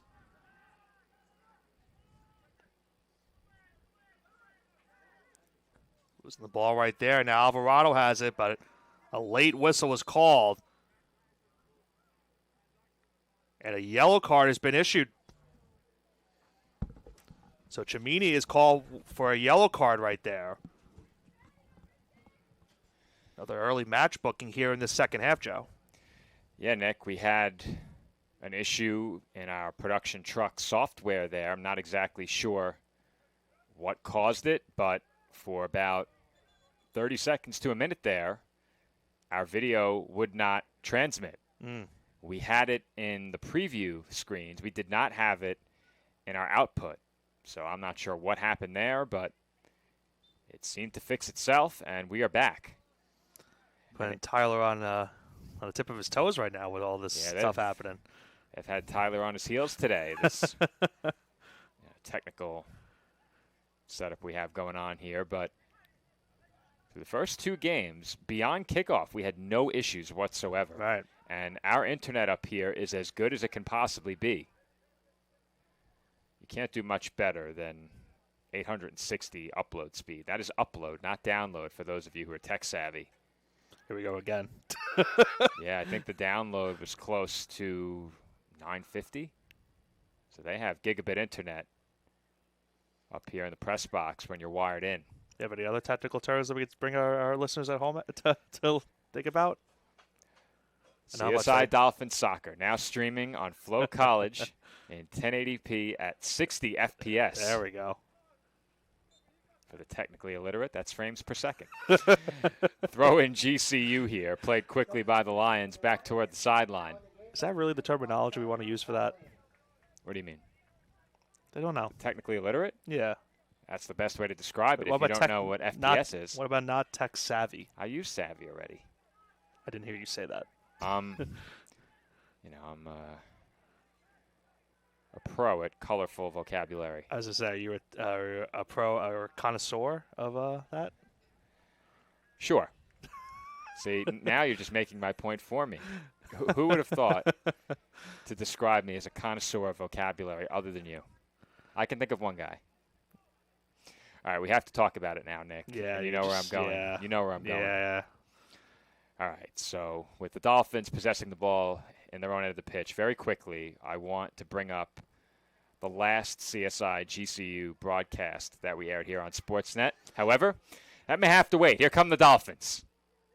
Not for long, as that pass was intercepted, and the Lions may have a chance to counter the other way, but they'll play it all the way into the arms of Romero Estacio. Last time we covered the Dolphins taking on GCU, it was on the baseball diamond. GCU picked up their first win as a baseball program over the Dolphins in that game. I believe their third game in their team's history in that game. And our colleague Aaron Cohen, as the home broadcaster for CSI, and again, Nick, we try not to be biased, but this is not a line I would have used covering the Dolphins. He said, while I was covering the game remotely, I should add, I was in a hotel room in Florida on the broadcast with the two of you. I could have processed the wording he said as soon as you brought it up. I didn't process what he said initially. This man, who will debut on Sportsnet in 11 days, so that's check that out. right there. We have to wait again as the Lions move forward, and that ball just a bit too far in front of a streaking Van Hesteren. Am I on the call with you guys for that game? You're engineering. But you can have a headset. You're more than welcome. Sure. However, that man said the Dolphins had been proven guilty in the Georgian court. I almost told you to remove him from the broadcast. and it was the end of the broadcast too, which is the funnier part. Are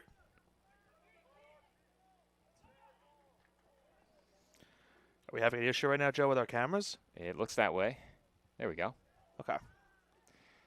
Now, was that as bad as... The Dolphins kept it in, and they have a chance here. LaRose punched high. Wow, Ghostis from in close did all he could to throw a glove up at it, and he got a piece and punched it over the frame. That's the second time he's had to do that against LaRose today, Joe, just punching it over the netting, over that crossbar, just to avoid a goal from happening. LaRose, as I mentioned earlier on, he's had a couple of shot opportunities in this game. He's been really active for this Dolphins attack. Another left-footed shot by the sophomore. He's now setting up in the corner. Lopez joins him. Officially quarter number 4 for CSI. Low ball toward the near post, and streaking in was Arslan, but he could not put it on goal, and it will be a Lions goal kick. Now, was the Georgian court line as bad as the other line we heard in that game? What was the other one? For the public address. Well, the congratulatory address? Yes. Again, you and I try not to be biased, but if it's one of our home games, admittedly on PA, I am not congratulating the opposition for their first win as a program. I didn't hear that either because we were on the call. Well, I heard about it. I didn't hear it. I was told about it afterwards. Yeah, I wouldn't do that. I might do it on the broadcast. Yeah. I would do it on the broadcast, so shame on you guys. I think I did, though. I did congratulate them. I just didn't hear the public address say I would do it on the broadcast in our post-game analysis, but I would not do it over public address. How about that, Joe? Georgia Court is livid with that call. They thought that there was maybe a little bit of an acting job right there. Yeah, Arslan was hit in the face, or at least he sold it like he was. He might have sold it. Yeah, my instinct is that based on his reaction, poked in the eye, but we'll see. he was definitely hit. How hard he was hit, you can't make Yeah. out from up here. It's part of the game, for better or for worse. Free kick, Staten Island. 32:15 to go here in the second half. Still no score in this one. Dolphins, in large part due to the benefit of a one-man advantage last year for that match. They spent much of that match playing 11 on 10. They scored 3 goals. Georgian Court down a man, didn't score again after they took a 1-0 lead in the 2024 matchup. Neither team has scored here today, despite a combined 16 shots. The Lions now look to move into the attacking third. Strong run up the wing. The cross finds an attacker, but Beaton got in there and broke up the shot.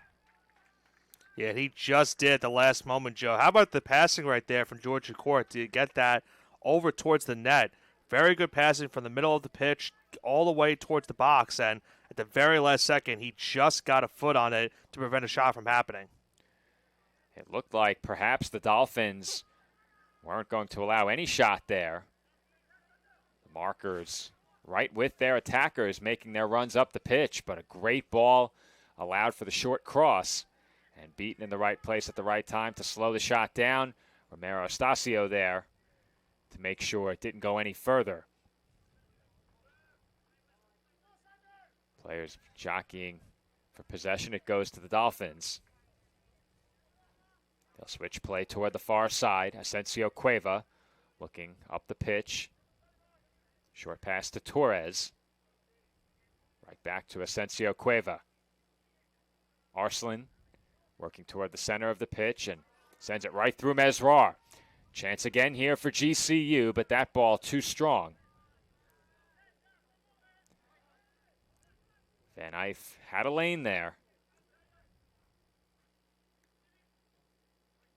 It's Beaton, short pass, Mesrar. LaRose takes it away. Alvarado in traffic. Kept in along the side.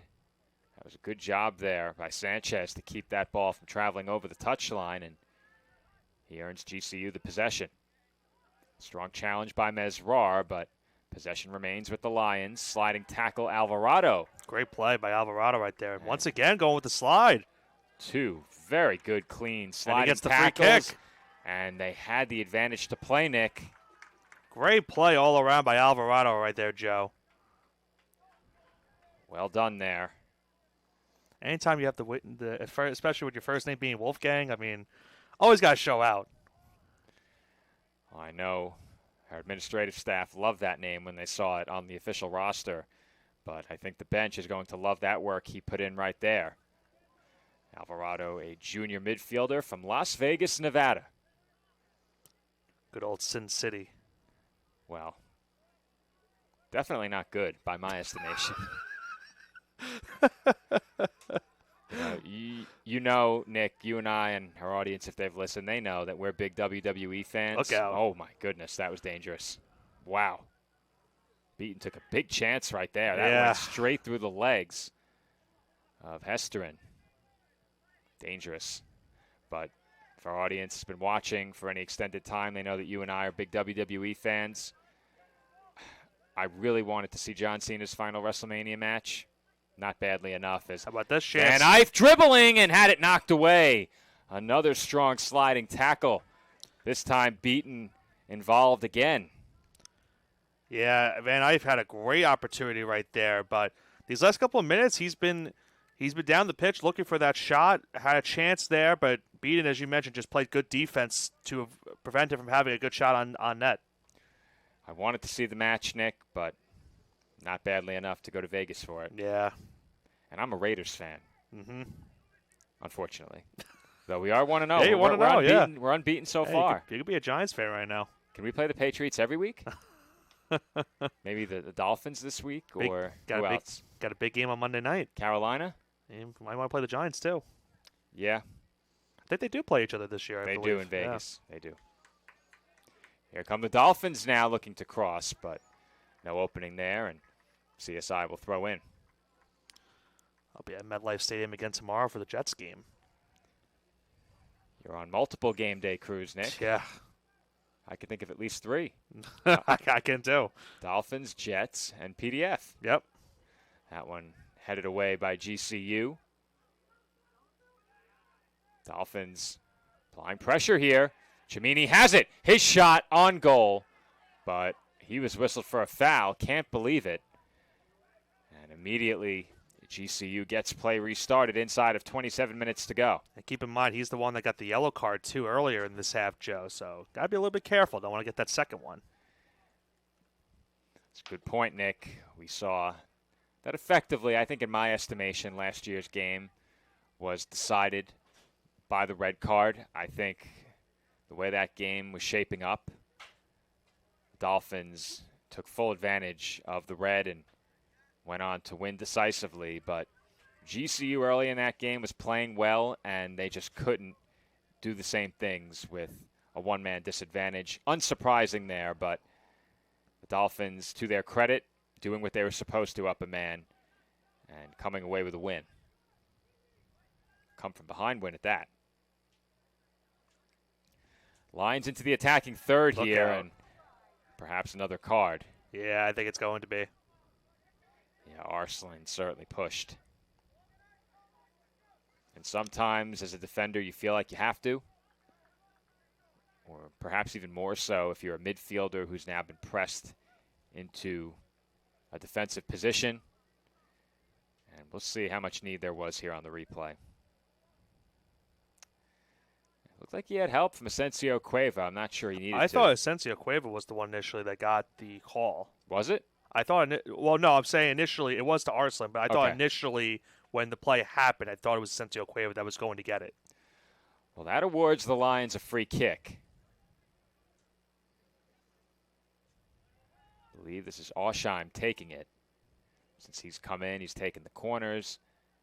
And I believe now a couple of free kicks. Clock was stopped at 26:02. Free kick on the way toward the far post. Headed in front. Volleyed in!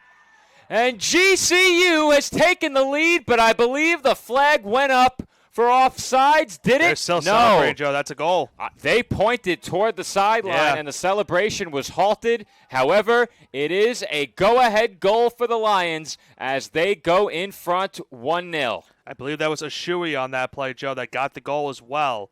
Let's see, maybe we get a clear view here on the replay. But how about this cross to set up the header and then set up that shot? What a fancy play right there by Georgian court to set up this first goal of the game. You could see the reaction, Nick. Immediately the hands Yep. went to the head of the goal scorer. And It was all the emotions in one play. I think they believed that they had been flagged for offsides. Yeah. They sold me on it. Here's one more look at it, a bit slowed down, and perhaps we can get one more look from it a bit tighter as well. A volley off the heel, and the Dolphins beside themselves. I think that was Von Hesteren, Nick. Von Hesteren? I think it was Von Hesteren on the goal, but live stats will confirm that shortly. There'll be an assist on it as well. So, Tyler, as we await play resuming, run it back one more time. We'll see if we can help them out next door with the assist. They already got it. They're good. They're the best. They don't need us, but let's run it back anyway. Just an impressive play all around by Georgia Court. The cross, the header, the tap in. And they gave it to Van Hesteren. Yeah, it was Van Hesteren. I think, Nick, it was, as you said, a Shuey on the assist. Yes. So a I Shuey believe on the so. assist, and Von Hesteren on the goal.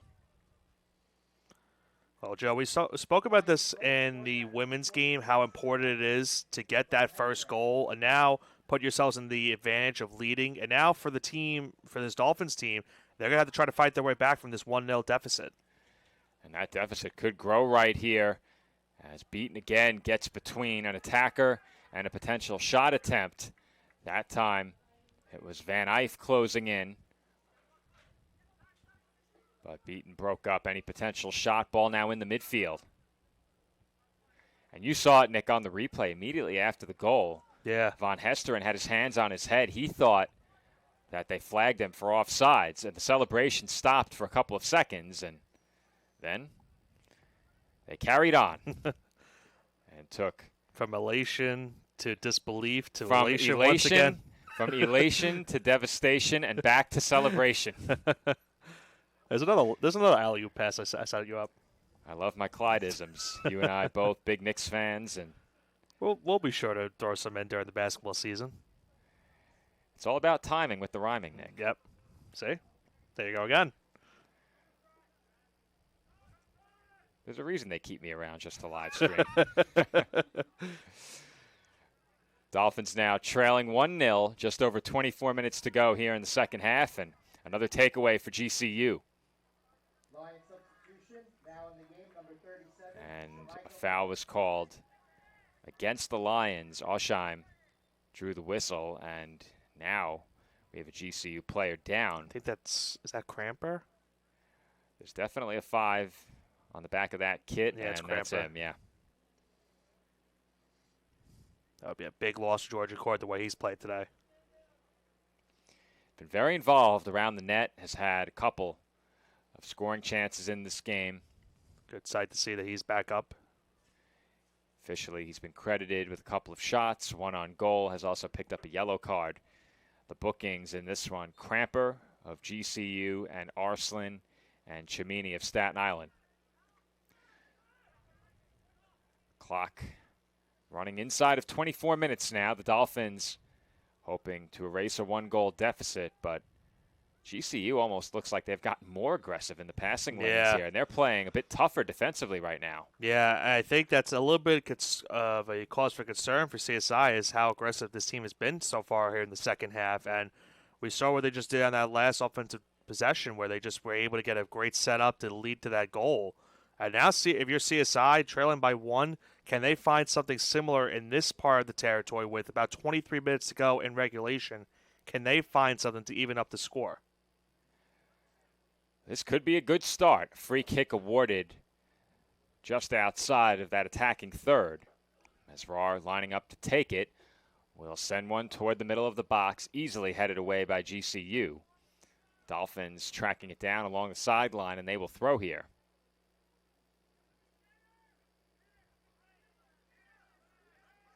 That was an interesting exchange. It was. It looked like one of the reserve players on the GCU bench didn't necessarily make the ball accessible. Yeah.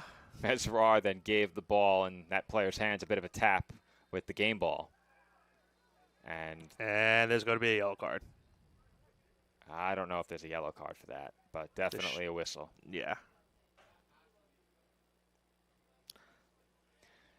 However, I think this is what we saw earlier, too. And there's the yellow card. There it is. All right, it was vindicated. Well, I think it came for what was said after the fact. And now, if this exchange goes on for much longer, things could have escalated into a potential red. But that was Cavallini who was issued the yellow. I was going to ask, my question was going to be, who was the yellow card issued to earlier? Was there one issued on Georgia Court earlier? Cramper. Okay. So now we have 4 bookings, 2 for GCU, Cramper and Cavallini, and then 2 for Staten Island, Arslan and Chimini. This is LaRose to Mesrar, and he didn't get all of that one, but it rolls into a dangerous spot, and GCU is forced to clear.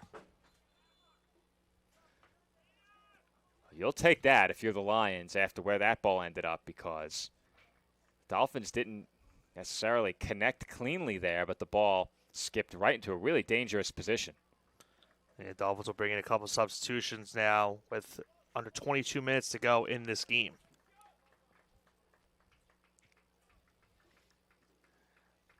I believe it's Brian Paleo. And there was one more Dolphin who came in. I think it was Fomba Amara. Yeah. Possession with GCU here. It's too much on that touch. Yeah, Van Eyck frustrated. He's been hoping for a chance for quite a while. Has had a couple of passes miss him, and then a pair of good defensive plays have cut off scoring angles for him. As we mentioned earlier, he was the goal scorer for GCU in the meeting last year between these two teams. For the Dolphins, prior to the entry of Amara and Palaio, they have used just 12 players ahead of that. Only one substitute had entered the game prior to those last two. That last kick certainly not doing any of our ball runners a service right there, Joe. Yeah, ball running can be a bit challenging. There's a lot of empty space around Dolphin Soccer Park. Possession with CSI as we approach 20:30 remaining in this match. And you said it during the pregame, Nick. A loss today would get the Dolphins off to an 0-3 start for the second straight year. Next up for them is American International next week. And, Nick, I don't know if you recall. And the Dolphins turn it over. Here comes Van Eyth. Van Eyth looking to shoot off the crossbar. It's in the air and punched away by Romero Astacio. Whew. Blinking, you'll miss it right there, Joe. What a shot attempt off the bar, and thankfully for the Dolphins, it went off of that bar. That was a great shot attempt right there by Georgian Court. They were just mere inches away from going up 2-0. Van Eyth got his chance right there, Nick. And he sent one off the crossbar, and it took a good bounce for GCU. It stayed in play for a potential header, but Romero Astacio got there first. As another cross is a good one. Van Eyth had it travel just over his foot and out of play for a Dolphins goal kick. Two very dangerous moments, Nick. Let's get a look at those from in close, Tyler. Yeah, we'll certainly look in a second. What was the question you were going to ask me before that shot? If I remembered something. Yeah. Okay. We'll get there in a second. Okay. Let's get a look at that one from But you'll closer, see right Tyler. there, great shot hitting off the bar, and we'll see in just a moment the close-up shot. Have to show off our second camera. Meanwhile, the Dolphins race up the pitch, and after this attacking play, I'll ask that question, Nick. All right, so we covered the Dolphins taking on American International here 2 years ago. Do you remember how that call ended? Was that where is that the one you had to go on the field afterwards? I don't believe I had to go on the field, though there was a game where I needed to lend some assistance as the muscle. But yes. Not that. It wasn't that game? Not okay. that. If it was that game, that's not what I'm You're thinking implying about. at it. Okay. So the game against American International here at the College of Staten Island a couple of years back, it ended with what appeared to be a go-ahead goal as Alvarado does take possession, looking to cross. Benvenuto now will send one. Back post, volley high. Arslan had a chance. And a potential equalizer travels well above the frame with inside of 18 minutes to go. But, Nick, I think it's that same game, Joe, that we're talking about, yes. That game ended with what we thought was a go-ahead, game-winning Dolphins goal in the closing seconds. Aaron Cohen and I on the broadcast there called it a goal. And then probably about 10 or 15 seconds later, everyone in the building came to the realization that the flag was up for offsides. It was the same game. That was Okay. the same game, yes. That was a wild finish. I think I'm still sort of obligated to go down there if something happens. Who else is going down? It ain't going to be me, I can tell you that. I think technically I'd still be obligated to lend a hand. You might have to. Although Pat is closer to the field to us, so maybe him. Yeah, Pat's not going down there. No. Pat's going to his car and driving home. He's got to get in the rec center. Yeah, right back to the rec center. Play stopped right now, Joe, with the injury on the field at this current moment. 17:39 to go in regulation. So with an injured player down on the pitch, we'll throw it to a quick break. 17:39 to go. GCU over Staten Island 1-0.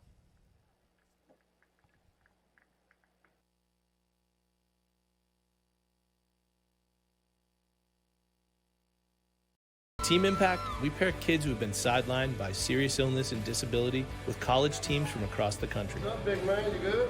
It's more than a single-day meet and greet or photo opportunity. Our program places kids on a multi-year journey, becoming true members of a collegiate athletics team. We are Penn State.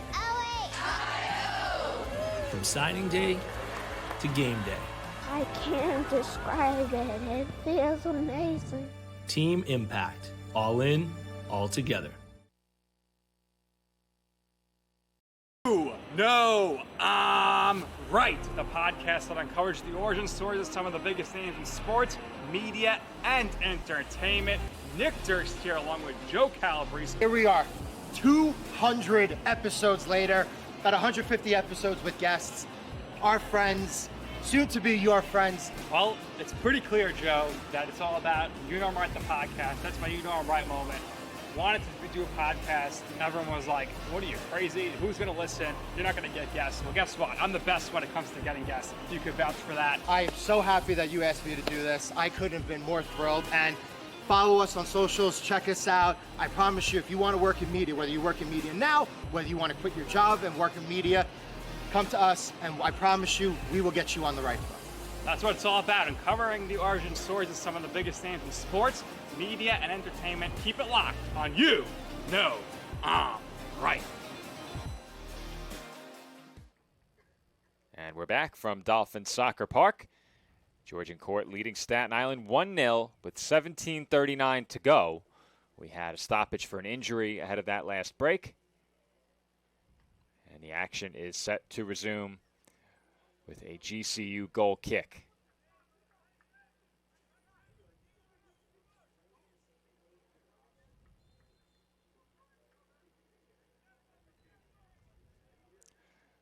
Lions with it, working out of their own end. Dolphins with an immediate takeaway. Good tackle there by Arslan. Arslan over one attacker onto the foot of Alvarado in! Wolfgang Alvarado with his first goal as a Dolphin has netted the equalizer. We are even at 1. And how about the setup, Joe, by Arslan? That was a perfect touch over towards the right foot of Alvarado.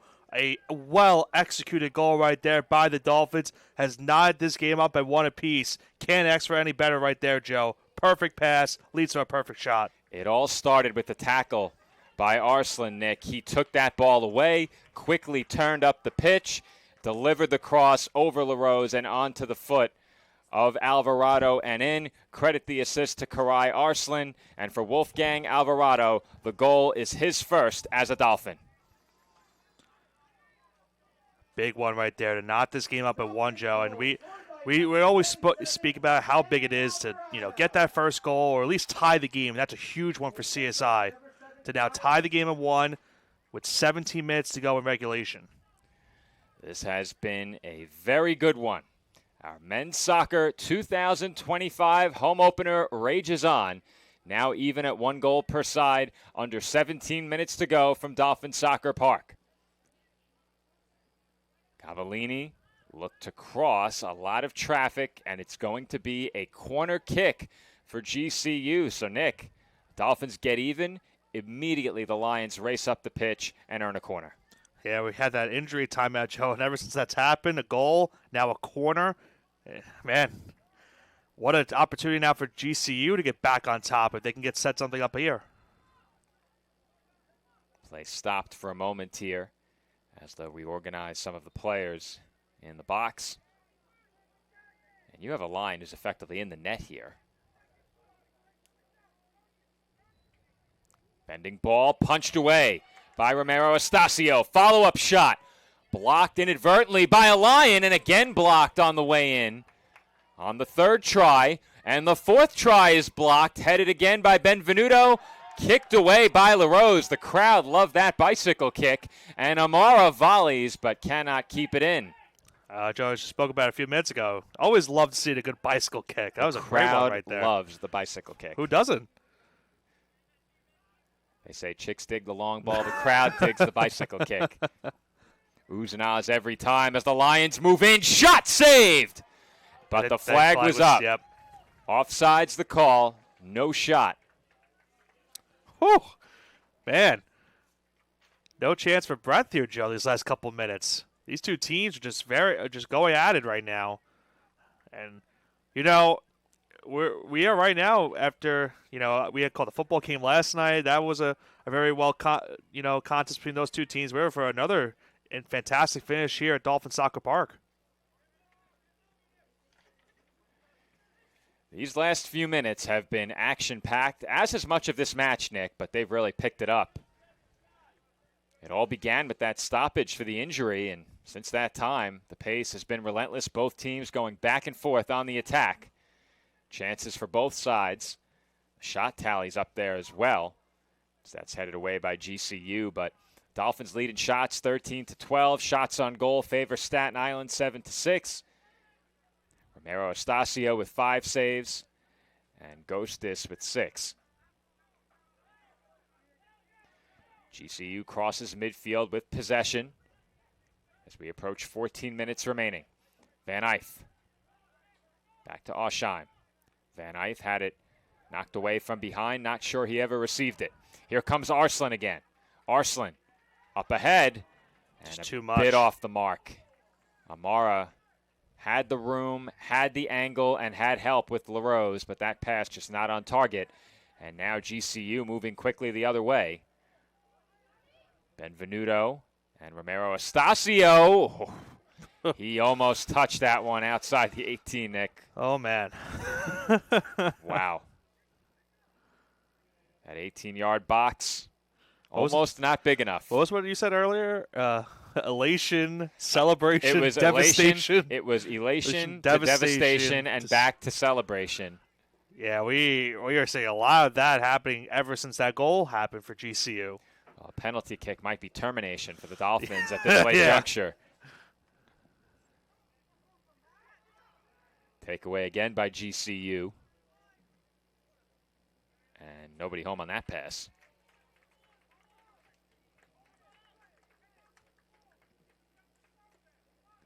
Dolphins will throw with 13 minutes to go.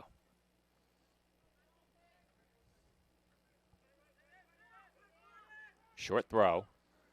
Played with the body by Nicholas Tawaya, who checked in for the first time a few short minutes ago. I believe he came in during the injury substitution, Nick. Believe so as well. As a free kick upcoming. Might be a yellow as well, and it is. Asensio Cueva shown the yellow, and GCU earns the free kick. It's a third yellow, I believe, right, for the Dolphins in this game. Third yellow for Staten Island, 5th booking of the match overall. Most of them has come in the second half, too.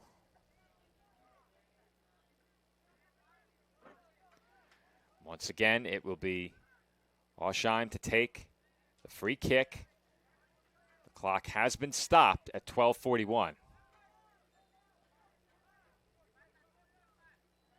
Free kick blocked, and Alvarado nearly had a chance to get moving the other way, but he was beaten to the spot. DeRosa had it momentarily. Now Alvarado gives it up to Benvenuto.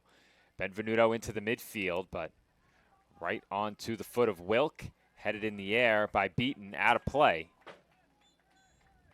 From the foot of one number 6 and off the head of another. Clock is stopped again as they get some substitutions in for GCU. They stopped the clock on a sub at the Yeah, end of the tie game? he told them to stop the clock. Interesting. Yeah, did not think that was going to be the case. I always thought the rule was final 5 minutes if the winning team makes a change. But those rules can change, and I no longer need to be concerned with that. Someone needs to tell him next door that the clock needs to start. There he goes. Here's a chance now, Joe, for the Dolphins. CSI moving in. Arslan shot wide. Didn't miss it by much, and Arslan immediately with his hands to his head in disbelief that he could not put that shot on target. It's the old oohs and ahs you hear at calling these games. The Dolphins were, again, a couple inches away from getting the go-ahead goal in this game. Arslan just missed it wide right. Here goes LaRose now with the ball. LaRose. He's going to get called for a late foul. Yeah, he picked it up.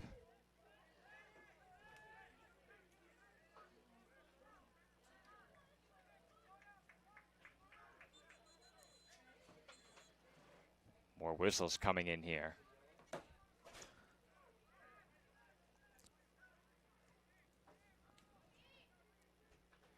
And that one played by Romero Estacio. So nothing comes of the foul. intensity these last couple minutes, Joe. This one's been a lot of fun, Nick, and we still have 11 minutes to go. You could cut the tension with a knife. I won't try it, but I'll take your word for it. GCU with it now, just beyond the midfield. And Benvenuto slides in to send that one up the pitch. Ooh. You could hear that one. LaRose again called. The Fanatics not happy with that one. He needs to be careful. Morrow needs to be careful as well in the free kick. And he just got a late yellow. So Amara picked up the yellow after the fact, or LaRose? It was Amara. He got it after, initially when they were setting up for the free kick, he was a little bit close. Then they went to place the ball, and it hit him, and they gave him the yellow card.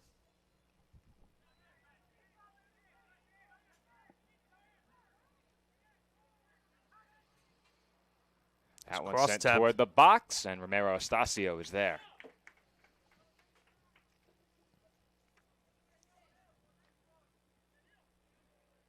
He'll send it toward the sideline. Torres gave it away with that pass attempt. Sent a mile high off the foot of Cavallini, and here's LaRose. LaRose just got it away. Alvarado keeps it in. Alvarado. And we had some contact, and another yellow comes out. Well, this game's getting physical. It's been back and forth in terms of the physicality, really from the start, Nick, but it's picked up a bit in the second half. These two teams really want this win. Am I wrong? Has there been 6 yellow cards here in the second half alone? That's a good question. I can tell you right now. In the first half, there was not a yellow card issue. So all of them have been in the second half? Every single one of them in the second half. 3 per side.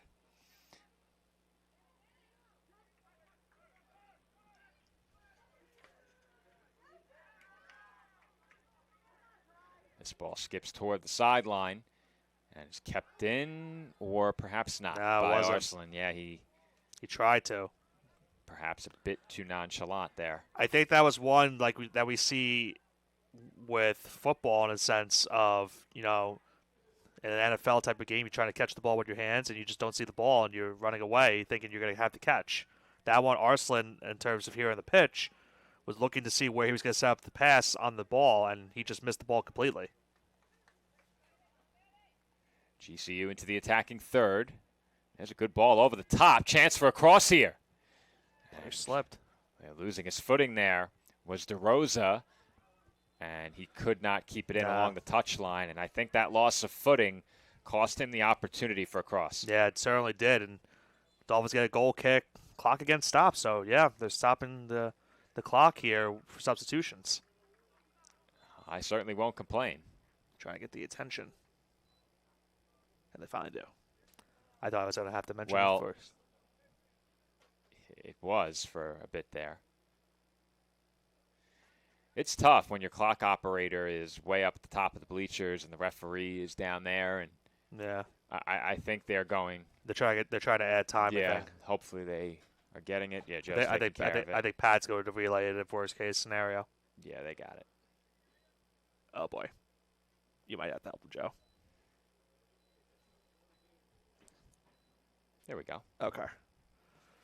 I was going to say, worst case, I could go over there, too, because I've used that system on multiple fields. Yeah, Nick, I'm not supposed to be concerned with that. Why did I stand up? Is this payback for you saying I don't have to worry about being in charge anymore? Maybe. There's a lot of moving parts to just the broadcast, as we've seen already, And sometimes technology doesn't cooperate. Our laptop now is, I believe, 5 years old. So, we try and keep everything in great shape, which we've done. That laptop has hardly left my possession in 5 years. It's been in my game day bag along with my personal laptop, which is identical. It's the same laptop, and the reason I own the same laptop is because I love the work laptop. Right. So I went and got one for myself. Admittedly, mine's a bit more powerful, but, same model. I was pretty much in the same boat in a sense of things. I'll make that point in a second. That one into the arms of Romero Estacio.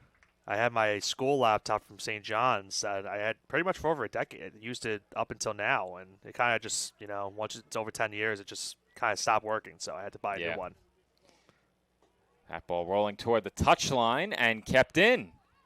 Elder with a nice play. He circles back, gives it up, cross on the way.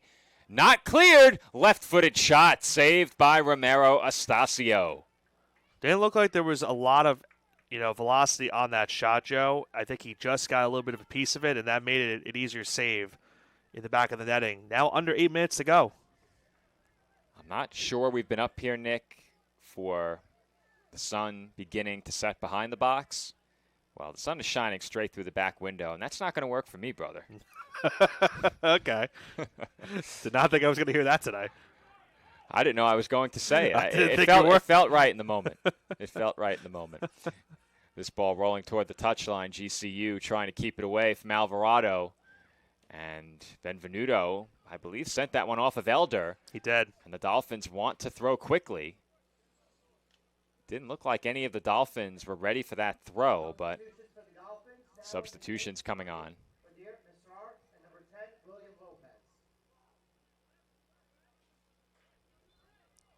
Mesvar and Lopez in for Staten Island. Alvarado got a piece, but it's cleared away by GCU. Played on the volley by two separate players. And now the Lions have it. Long ball for Van Eyck, and Beaton right back there with him. Beaton for Benvenuto. Benvenuto working toward the corner. Sent that one right off the body of Paleo. Throw in. GCU under 6.5 to play. Substitution for the Lions. Now in the game, number 5, Felix Cramper, and number 28, David Tushman. Tushman and Cramper in for GCU now. As we approach 6 minutes remaining.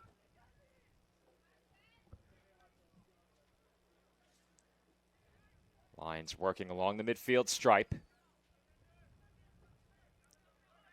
Giannisson through everybody and onto the foot of Beaton. Another attempted pass. Finds its mark this time. Khan toward goal, but that one sent well above the bar. Goal kick Staten Island, 5:45 to go. These last 5 minutes, we've already seen how big of the intensity has been in this second half, Joe. These last 5 minutes probably going to pick up a little bit more than we've already seen. Beaton. Up the pitch. Headed by Giannisson and onto the foot of Alvarado. This is Asensio Cueva. Arslan. Racing up the pitch. And taken down from behind. Foul called against GCU. We'll see if the time has stopped right now. The Dolphins. They haven't stopped it yet. Yeah, they haven't stopped it just yet.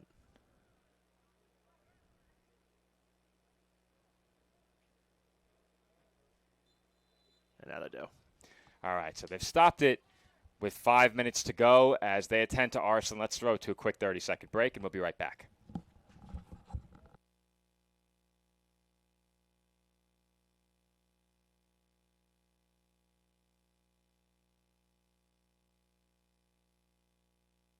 Campuses nationwide, the NCAA is making transformative changes for student athletes.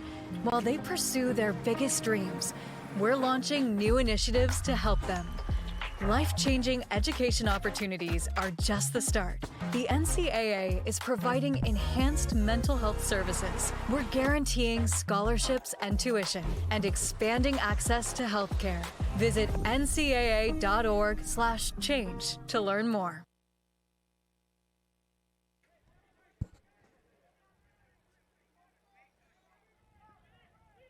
And we're back from Dolphins Soccer Park. We'll get a look at that last free kick momentarily as Van Eyck moves in.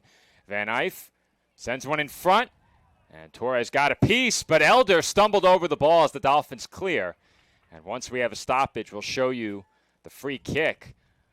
We stepped away for just 30 seconds. Arslan was down, and then before we knew it, play had resumed, but Tyler has a look at that last kick That will have to wait yet again. As GCU looks to get into the box, they do. Short pass. Osheim avoids a challenge and shoots high and wide. Well, now we have 2 shots to take a look at, Tyler. Not doing him any favors right now with all these replays. As I mentioned, the intensity is going to pick up, and it's going to make it a little bit more tougher for Tyler to have to capture all this stuff for these 2 teams. But all joking aside, we saw during the break a nice shot attempt. They once again will stop the clock with 3:35 left. We've had a few stoppages.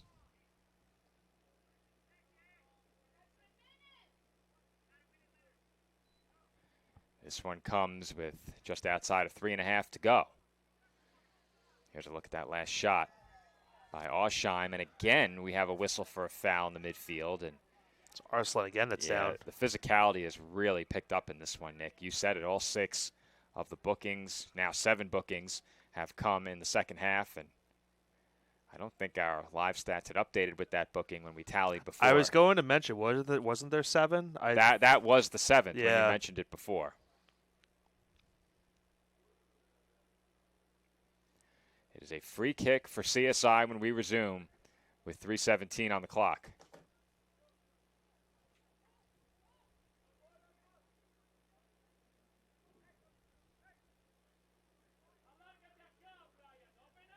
As Rar will take the free kick. He sends it a long way, headed by Lopez, and that ball ends up a bit wider of the frame. Benvenuto was there with some room.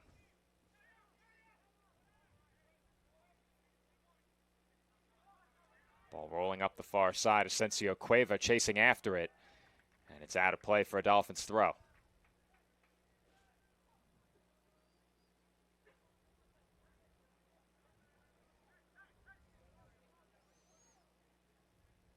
For these 2 teams now with just 2:40 left.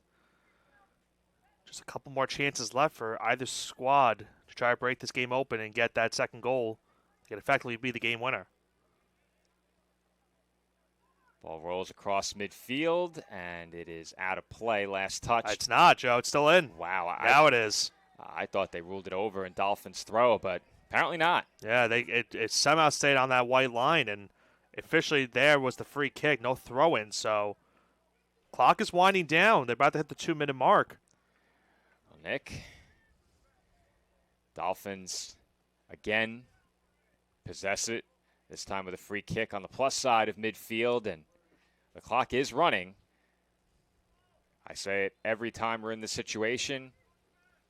I sort of miss overtime soccer, but this game will end after 90 minutes. LaRose, strong move toward the touchline, but had it taken from him.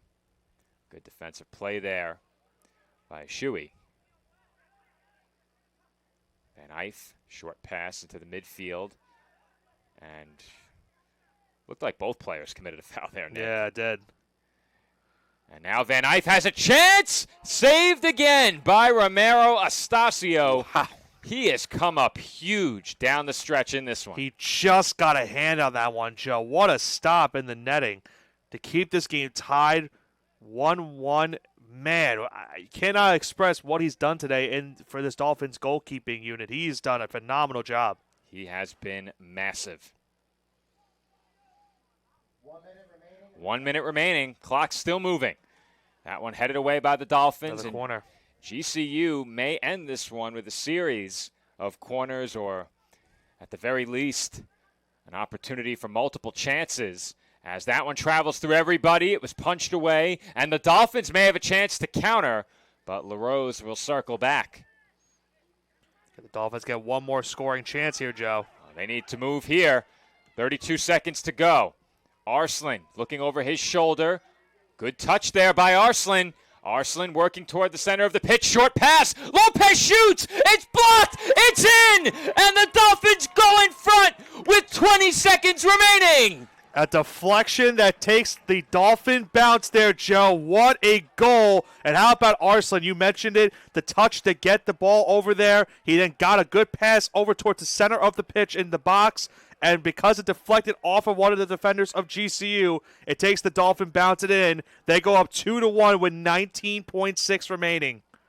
We will get another look at it right here. A great touch by Arslan, and he's certainly been the offensive MVP in this one. Lopez shoots it off of a defender and in. The Lions left in disbelief, and the Dolphins elated as they exit the pitch, or at the very least, the Dolphins who join the celebration will exit the pitch. They need to hold on for 19.6, and they will secure their first victory of the 2025 season. And I have to say, Nick, it's early in the year. This match going to be tough to top. Yeah, it certainly is. The intensity that we've gotten, the entire 90 minutes that we've gotten in this game, Joe, it's been a back-and-forth affair. No team is if you look at the stats in terms of what we've seen this far in this game as well, it was a pretty even matchup as well between these two squads. Well, we have an injury all the way at the other end of the pitch. Peterson LaRose is down, but let's talk about some of those stats, Nick. It's a 2-1 score. Dolphins on top with under 20 seconds remaining. Shots favoring GCU 17-16. Shots on goal even at 9. Corners favor the Lions 6-4. The Dolphins with 5 yellow cards to GCU's 3. Fouls 11 for the Lions, 7 for the Dolphins. Just 3 offsides called in this game. 2 against GCU, 1 against CSI. In net, Romero Estacio with 8 saves. He's been fantastic. And in net, Ghostis with 7 saves, but that last one left him without a chance. Couldn't do anything about it as the ball deflected off of his own man and in. And that very well could be the deciding goal. Once this match resumes, LaRose helped off along the near side, and GCU will kick off with 19.6 remaining in this match. They need to put together something immediately. And, Joe, how fitting is it for us here in the press box that the last time you and I and Tyler were on the call for a game, we had one of the more wilder finishes that we've seen, that being a football game. Wild finish this one as well. Here we go. As the Dolphins headed away, 10 seconds remaining. Cavallini was looking for room. Osheim toward the top of the box. Cramper, short pass, Van Eyck. Not enough time. Not enough time. And they were looking for a call late in the box. Time, as that will do it.